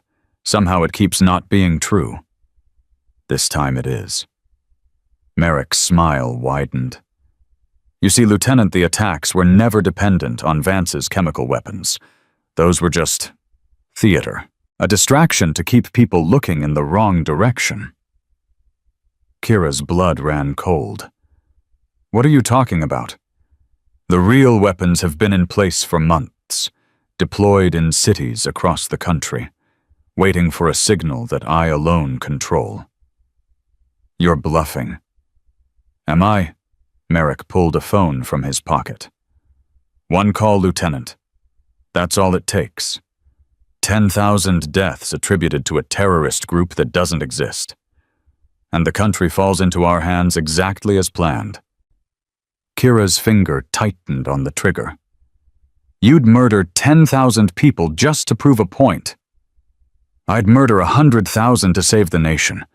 That's the difference between people like you and people like me. You think in terms of individuals, I think in terms of civilization. You think in terms of power. Same thing." Merrick began dialing. "Last chance, Lieutenant. Walk away. Disappear into whatever quiet life you've built. Let history unfold as it must. Or watch me make a phone call that kills everyone you've ever tried to protect." His thumb hovered over the send button. Kira made her choice. She dropped her weapon. The clatter of metal on concrete echoed through the ruined server room. Merrick's eyebrows rose in surprise. "Interesting. I didn't expect surrender." "I'm not surrendering." Kira's voice was calm. "I'm buying time." "For what?" "For this." The ceiling exploded. Victor Reyes descended through the hole on a repelling line weapon blazing. 2 more operators followed, laying down suppressive fire that drove Merrick back from the doorway. Kira dove for her gun, rolled, came up firing. Her first shot destroyed Merrick's phone. Her second caught him in the shoulder, spinning him around. Her third would have killed him, but Victor's voice cut through the chaos. "Alive. We need him alive." Kira adjusted her aim. Her bullet struck Merrick's knee, instead dropping him screaming to the floor. Victor landed beside her, his weathered face creased with concern. "You okay?" "Define okay." "Breathing, all limbs attached. No arterial bleeding." "Then I'm great." Kira moved toward Merrick, who was trying to crawl away despite his shattered leg. "But we have a problem." "The other weapons." "He said they're already deployed. Waiting for a signal. Victor's jaw tightened. Then we need to make him talk. He won't. Not voluntarily. Kira knelt beside the general, looking into eyes that held nothing but contempt. But he doesn't have to talk. He just has to unlock his phone. She picked up the shattered device. The screen was cracked, but the electronics might still function. Victor, do we have anyone who can recover data from this? Already called it in. Tech team is en route. Merrick laughed through his pain. You're too late. The signal is scheduled to broadcast automatically at dawn. Even if you recover the phone, even if you crack my encryption, you won't have time to locate all the weapons. Then we'll work fast. You'll fail. Kira stood up slowly. Maybe, but you'll spend the rest of your life in a cell either way, and everyone will know what you tried to do. Every history book will name you. Every child will learn about the monster who tried to murder 10,000 people for power. I'm a patriot. You're a war criminal. Kira turned away. Victor, get him out of here. I need to contact Hayes. Commander Hayes answered on the first ring. Delgado, I heard explosions. What's your status? Compound is secured. Vance and Webb are in custody. Merrick is being evacuated now. Merrick, Hayes's voice sharpened. General Arthur Merrick, Deputy Director. Merrick, the head of the council. He was here coordinating the final phase. Silence. Then Hayes exhaled heavily. This goes higher than I thought. It goes to the top, but we have a bigger problem. Merrick said there are secondary weapons already deployed in major cities. Chemical or biological, he didn't specify. They're set to trigger automatically at dawn. That's less than 3 hours. I know. Do you have any way to locate them? We're working on recovering Merrick's phone, but even if we succeed, we might not have time to neutralize all the devices. Hayes was quiet for a long moment. When he spoke again, his voice carried something Kira hadn't heard before: determination. I'm mobilizing every resource I have. FBI, DHS, local law enforcement. We'll saturate every major city with detection teams. You'll cause panic. Better panic than 10,000 body bags. Hayes paused. Delgado, you've done more than anyone could have expected. Get out of there. Let us handle the rest. I can't. That wasn't a request. I don't work for you, Commander. I never did. Kira looked out the window at the approaching dawn. There's one more thing I can do. One more place I need to be. Where?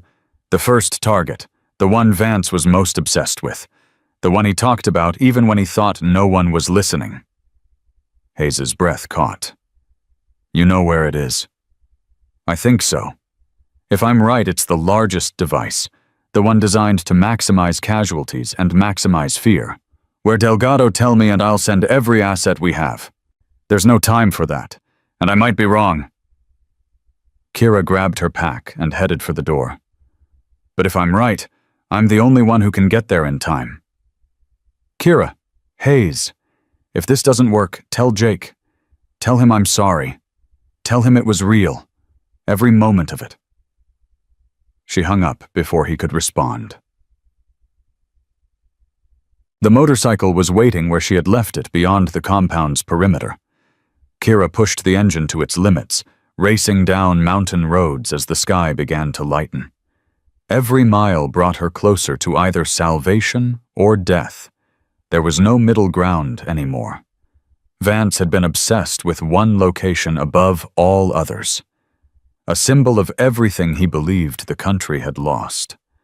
A place where maximum casualties would cause maximum trauma. The Denver Memorial Children's Hospital. 800 children, staff, parents, visitors. 2,000 people, maybe more, all of them innocent, all of them vulnerable. If Kira was wrong, she would waste the last hours before the attacks trying to stop something that wasn't there. If she was right, she might save hundreds of lives, or die trying. The hospital emerged from the dawn haze at 5:47 a.m. Kira abandoned the motorcycle in the parking garage and ran. The device was exactly where she expected it to be. Sub-basement 3, maintenance access, hidden behind a false panel that only someone with Vance's military background would think to install. The bomb was sophisticated, designed to disperse chemical agents through the hospital's ventilation system. A timer counted down 00:17:34. 17 minutes until 2,000 people died in agony. Kira knelt beside the device, her hands steady despite her racing heart. She had trained in explosive ordnance disposal at Camp Pendleton, had disarmed IEDs in Afghanistan, car bombs in Syria, booby traps in a dozen countries. But this was different. This bomb had been built by someone who knew her training, someone who had anticipated that she might find it, someone who had designed it specifically to resist the techniques she would use. The timer ticked down 00:15:22. Kira studied the device with desperate focus. 3 trigger mechanisms, all interconnected. Cutting any single wire would detonate the bomb. Disrupting the power supply would trigger a backup battery. Removing the chemical canisters would activate a pressure sensor. 00:12:47. There had to be a weakness. Every bomb had one. Every system had a flaw. She found it at 00:09:31. The timer's display was connected to the main circuit through a fiber optic cable. If she could interrupt the signal without cutting the wire, create interference that would confuse the system without triggering the fail-safes. Her phone buzzed. A message from Victor. Secondary devices located in 4 cities. Disposal teams en route. Status. She didn't have time to respond. 00:07:15. Kira pulled a small device from her pack, a frequency jammer she had borrowed from Victor's workshop. If she calibrated it exactly right, she could disrupt the fiber optic signal for 3 seconds, long enough to disconnect the timer from the detonator. Maybe. 00:05:42. Her hands moved with surgeon's precision. The jammer powered on. She adjusted the frequency, watching the timer's display flicker. 00:04:18. The display went dark. Kira held her breath. 1 second. 2. 3. The display came back on 00:04:15. The timer had stopped. She disconnected the chemical canisters with trembling hands, sealing them in containment bags she had brought from the compound. Then she sat back against the cold concrete wall and laughed. A broken, exhausted, relieved laugh that echoed through the empty basement. 800 children would wake up this morning without knowing how close they had come to never waking up again. That was enough. That would always be enough. Dawn broke over Denver at 6:23 a.m. Kira emerged from the hospital's service entrance into golden morning light. Police cars were converging on the building, Hayes's people finally arriving. Too late to help, but in time to clean up. Her phone rang. Victor. It's done, she said before he could speak. Device neutralized. Children safe. The other cities are reporting the same. All secondary devices located and disabled. Victor's voice cracked slightly. You did it, Kira. You stopped them. We stopped them. No, this was you. From the beginning. A 26-year-old woman against an entire conspiracy. And you won. Kira looked up at the hospital windows where lights were beginning to flicker on. Somewhere inside, children were waking up. Parents were stirring. Nurses were starting their morning rounds. Normal life. Precious, fragile, beautiful, normal life. I didn't win, she said quietly. I just made sure nobody lost. That's the same thing. No, Victor, it really isn't. She hung up and walked toward the rising sun. The war was over. Now came the hardest part. Going home. 6 months later, Kira Delgado stood in a federal courthouse in Washington, D.C., and watched justice unfold. Marcus Webb shuffled toward the defendant's table in orange prison jumpsuit and shackles. The man who had sold her location, who had enabled the deaths of countless assets, who had nearly murdered 10,000 innocent people, that man couldn't meet her eyes. All rise. The courtroom stood as Judge Patricia Harmon took her seat. Kira remained standing longer than necessary, watching Webb's shoulders hunch with the weight of what was coming. Mr. Webb, you have been found guilty on 17 counts of treason conspiracy to commit terrorism and accessory to murder. Do you have anything to say before sentencing? Webb's lawyer whispered something urgent. Webb shook his head. No, Your Honor. Then it is the judgment of this court that you be sentenced to life in federal prison without the possibility of parole. May God have mercy on your soul, because this court has none to give. The gavel fell like a thunderclap. Kira exhaled, slowly releasing tension she hadn't realized she'd been holding for 6 months. Around her, the courtroom erupted in murmurs, journalists scrambling for the exits, family members of Webb's victims embracing federal agents, exchanging grim satisfaction. Justice. Finally, after everything. She turned to leave and found Commander Hayes blocking her path. Delgado. Commander. They stood in awkward silence for a moment. The last time they had spoken face to face, she had been holding a gun to his head in a darkened fire station. I wanted to thank you, Hayes said finally. What you did, it shouldn't have been possible.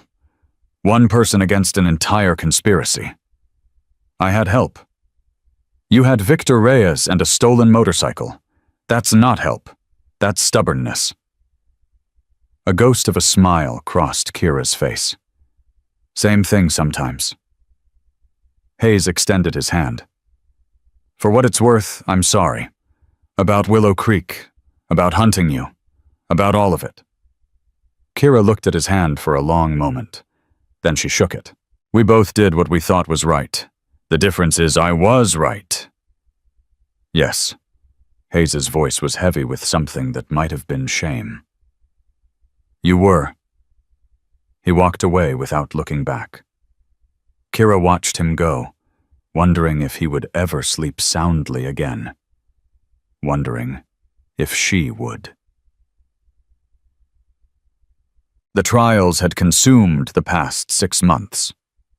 Dominic Vance received 4 consecutive life sentences for terrorism, kidnapping, and conspiracy to commit mass murder.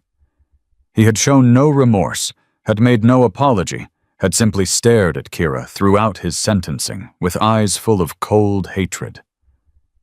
This isn't over, he had said as they led him away. There are others, more than you know. Then I'll stop them too. General Arthur Merrick's trial had been the most sensational. A deputy director of the CIA exposed as the mastermind of a conspiracy that nearly killed 10,000 Americans. The media had called it the trial of the century. Merrick had tried to cut a deal offering information on other council members in exchange for reduced charges. The prosecutors had listened to his offer, extracted every name he could provide, and then rejected his deal anyway. Some crimes, the Attorney General had said publicly, are beyond negotiation. 3 senators, 2 defense contractors, 14 intelligence officials, all of them arrested, charged, convicted. The Restoration Council had been dismantled piece by piece, its members scattered to federal prisons across the country. But the public never learned the full story. The government had classified most of the details, citing national security concerns. Americans knew that a terrorist attack had been prevented, that corrupt officials had been exposed, that justice had been served. They didn't know about the woman who had made it possible. Kira preferred it that way. The drive back to Montana took 3 days. She could have flown, but she needed time to think. Time to process everything that had happened. Time to decide who she wanted to be next. The woman who had left Willow Creek 6 months ago was gone. The quiet veterinary assistant, the gentle animal lover, the girlfriend who made pasta on Sundays. That person had been burned away in warehouse firefights and desperate bomb defusals. But the combat master who had replaced her couldn't stay forever either. That woman belonged to a world of violence and shadows, a world Kira had tried to escape 3 years ago. She needed to find something in between. Victor Reyes was waiting when she pulled into his ranch at sunset on the 3rd day. The old Marine looked older than she remembered, more gray in his hair, more lines around his eyes. The past 6 months had been hard on both of them. "Took you long enough," he said gruffly. "Traffic. From DC to Montana must have been hell. You have no idea." Victor pulled her into a hug that surprised them both. He wasn't a demonstrative man, hadn't been since Vietnam had carved away whatever softness he'd once possessed. But something about this moment demanded more than words. "I'm proud of you," he said quietly. "Your father would have been proud of you." Kira's eyes stung. Victor had known her father had served with him, had been there when he died, had promised to look after his daughter. "I couldn't have done it without you."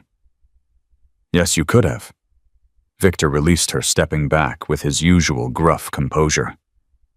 "That's what made you dangerous. You never needed anyone. You just chose to let people help." Is there a difference? All the difference in the world? Willow Creek looked exactly the same. The same quiet streets, the same friendly faces, the same peaceful rhythm that had drawn Kira here 3 years ago, seeking escape from a world that demanded too much. But everything had changed. The townspeople knew who she was now. Not the details, those were still classified, but enough. They knew that the quiet girl who had worked at the animal clinic was actually a decorated Marine. They knew that federal agents had turned their town upside down searching for her. They knew that she had stopped something terrible from happening. Some of them looked at her with fear now. Others looked with awe. A few looked with something that might have been gratitude.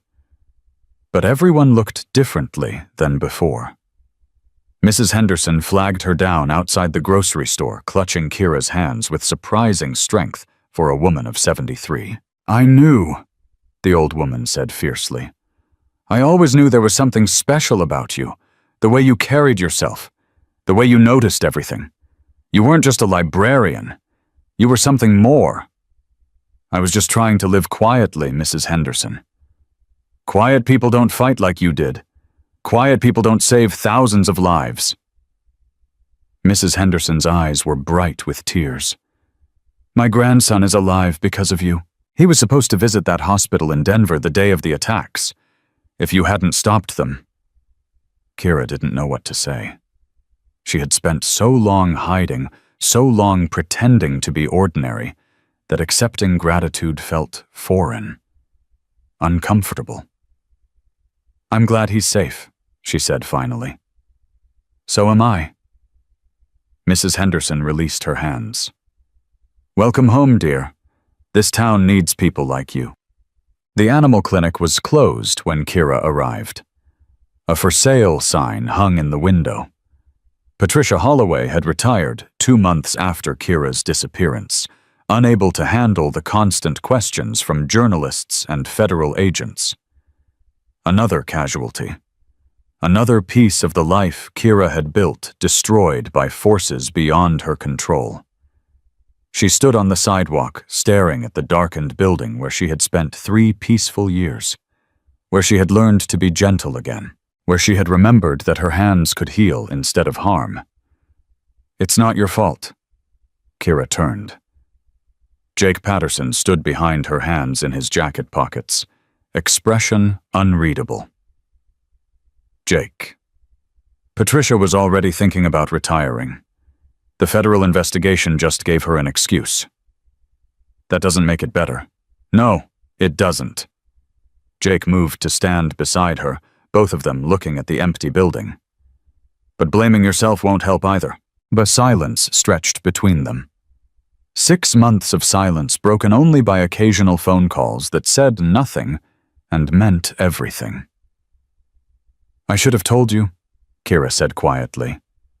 About who I was, what I did. Yeah, you should have. I wanted to protect you. Wanted to keep you separate from that world. I know. Jake's voice was gentle. But you don't get to make that choice for me. You don't get to decide what I can and can't handle. You're right. I usually am. A surprised laugh escaped Kira's lips. The sound felt strange, unfamiliar, after months of tension and trauma.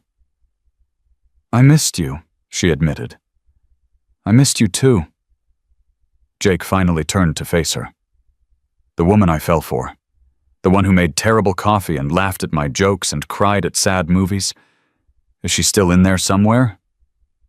I don't know. Maybe. Parts of her. That's enough for me. Even knowing what I am, what I've done. Jake was quiet for a long moment. When he spoke, his voice was serious. My dad was a Marine. Did you know that? Kira shook her head. Vietnam, 2 tours. Came back different according to my grandparents. Quieter. More careful. Used to wake up screaming sometimes. Jake's jaw tightened. He never talked about what happened over there. Never explained why he checked every exit when we entered a restaurant, why he sat with his back to walls, why he flinched at loud noises. Jake. I grew up watching him carry something he couldn't put down. Something that shaped every moment of his life. Jake met her eyes. I'm not going to pretend I understand what you've been through. But I know what it looks like when someone's survived hell and come out the other side. And you're okay with that. I'm okay with you. Jake reached out and took her hand. All of you. The librarian and the combat master. The woman who treats puppies and the woman who takes down conspiracies. I want to know both of them. Kira's vision blurred with tears she didn't try to hide. It won't be easy. Nothing worth having ever is. The weeks that followed were harder than any mission Kira had ever completed. Rebuilding trust was different from building it the first time. Every conversation carried weight. Every silence had meaning. Jake asked questions that hurt to answer, and Kira answered them anyway. She told him about her first kill, an insurgent in Afghanistan who had been about to detonate a suicide vest, about the nightmares that followed the faces she still saw when she closed her eyes. She told him about Yemen, the assets they lost because of Webb's betrayal, the guilt that had driven her to request discharge. She told him about the 3 years in Willow Creek, how hard it had been to pretend, how desperately she had wanted the pretending to become reality. Jake listened to all of it, didn't flinch, didn't judge, didn't try to fix her. You're not broken, he said one night, holding her, as she trembled with memories she couldn't escape. You're just reassembling. Is that different? Broken things stay broken. You're choosing to put yourself back together. That takes more strength than anything you did in that compound. The government came calling 3 months after Kira's return to Willow Creek. A black SUV pulled up outside Victor's ranch, different from the ones that had hunted her, but similar enough to make her reach for a weapon she no longer carried. The woman who stepped out was small, silver-haired, with eyes that missed nothing. Director Catherine Shaw, head of the CIA. The person who had taken over after Merrick's arrest and conviction. Lieutenant Delgado, may we speak? Kira stood her ground. That depends on what you want to say. I want to offer you a job. Not interested. You haven't heard the offer. I don't need to. I'm done with that life.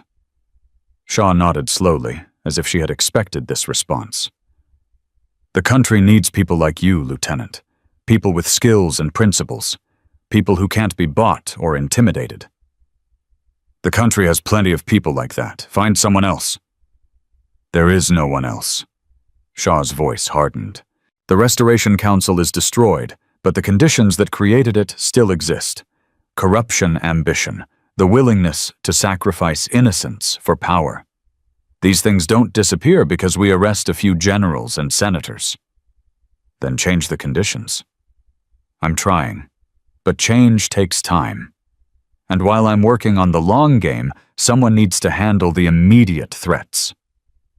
Shaw stepped closer. I'm not asking you to become an assassin or a spy. I'm asking you to help me build something better, a response capability that operates in the open with oversight and accountability. Kira was silent for a long moment. No.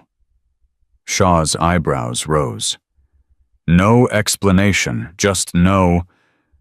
I gave everything I had to this country. My youth, my peace, nearly my life. And in return, the country tried to feed me to a terrorist. Kira's voice was steady, but fierce. I owe the government nothing. The government owes me the right to choose my own path. Shaw regarded her with something that might have been respect. Fair enough. She pulled a card from her pocket and placed it on the fence post. If you ever change your mind, call this number, day or night. I won't change my mind. Perhaps not. Shaw returned to her SUV. But the offer stands, for as long as you need. The SUV pulled away, disappearing down the dirt road in a cloud of dust. Kira picked up the card, studied it for a moment, then slipped it into her pocket, just in case. 1 year after the compound assault, Kira Delgado opened a new business in Willow Creek. Not an animal clinic. Patricia had taken that with her when she retired. Something different. Something that felt right, a training center for veterans. The building was nothing special, an old warehouse converted into a gym classrooms and counseling spaces. But the services it offered were transformative. Combat skills translated into civilian applications. Tactical thinking applied to business and life challenges. Physical training that honored military discipline while building new purposes. And most importantly, a place where veterans could talk about what they'd experienced without judgment or fear. Kira had recruited the staff personally, therapists who understood trauma, instructors who had walked the same paths, a community of people who knew that some wounds never fully healed but could still be survived. Jake designed the building's electrical and plumbing systems. Victor served as senior advisor, sharing wisdom accumulated over 40 years of service. Mrs. Henderson organized the community outreach program, making sure every veteran in the county knew help was available. The center opened on a crisp October morning, exactly 1 year after Kira's peaceful life had exploded into violence. She stood at the entrance, watching veterans file in, some confident, some hesitant, some barely holding themselves together. All of them carrying weight that civilians couldn't understand. You ready for this? Jake asked, his hand warm in hers. No. Kira smiled. But I'm going to do it anyway. Sounds about right? The first veteran to approach her was a young woman barely 22 with haunted eyes and trembling hands. She had served 2 tours in Syria before a roadside bomb ended her career and started her nightmares. I heard you understand, the young woman said quietly. What it's like, what we carry. I do. Does it ever get easier? Kira considered the question carefully. Thought about the past year, the healing, the rebuilding, the slow process of becoming someone new. Easier, no. Different, yes. She placed a gentle hand on the young woman's shoulder. You learn to carry the weight without letting it crush you. You find people who help you hold it. And eventually you discover that the strength you built surviving can be used to build something better.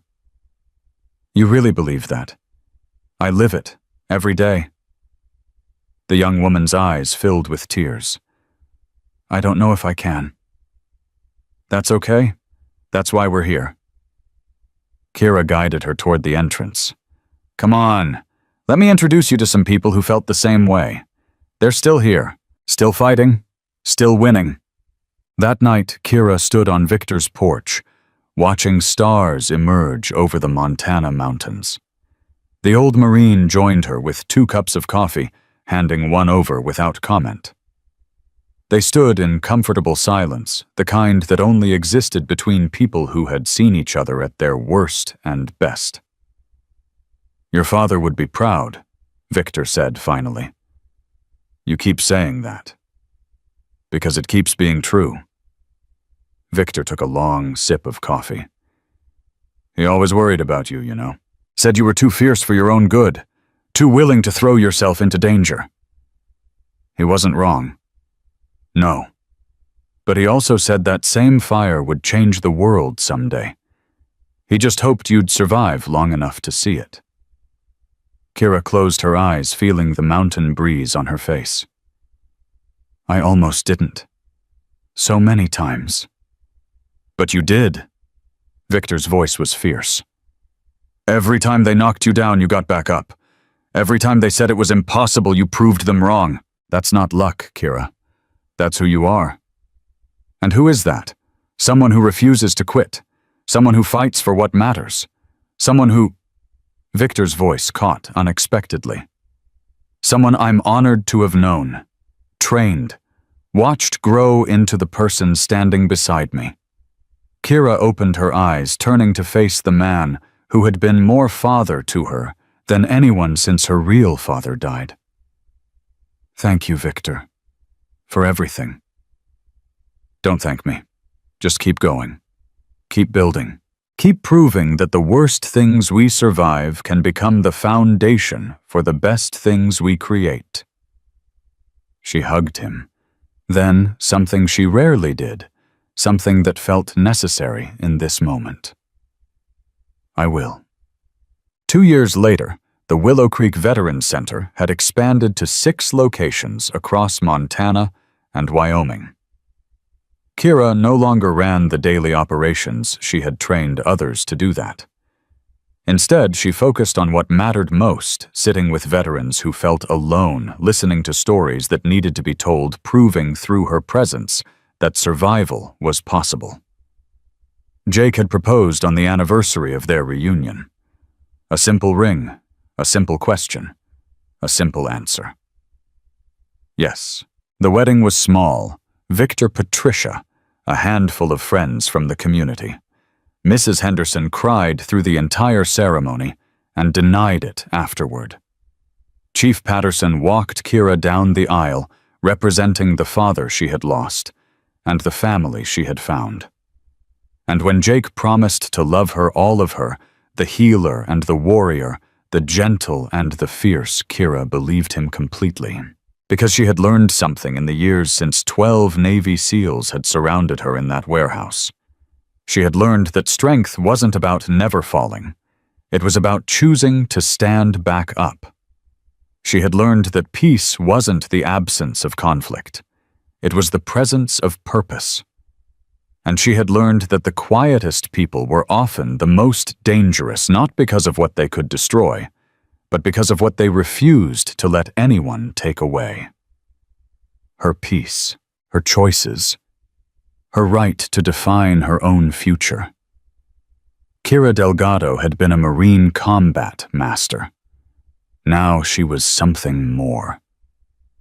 She was a survivor, a builder, a protector of those who needed protecting.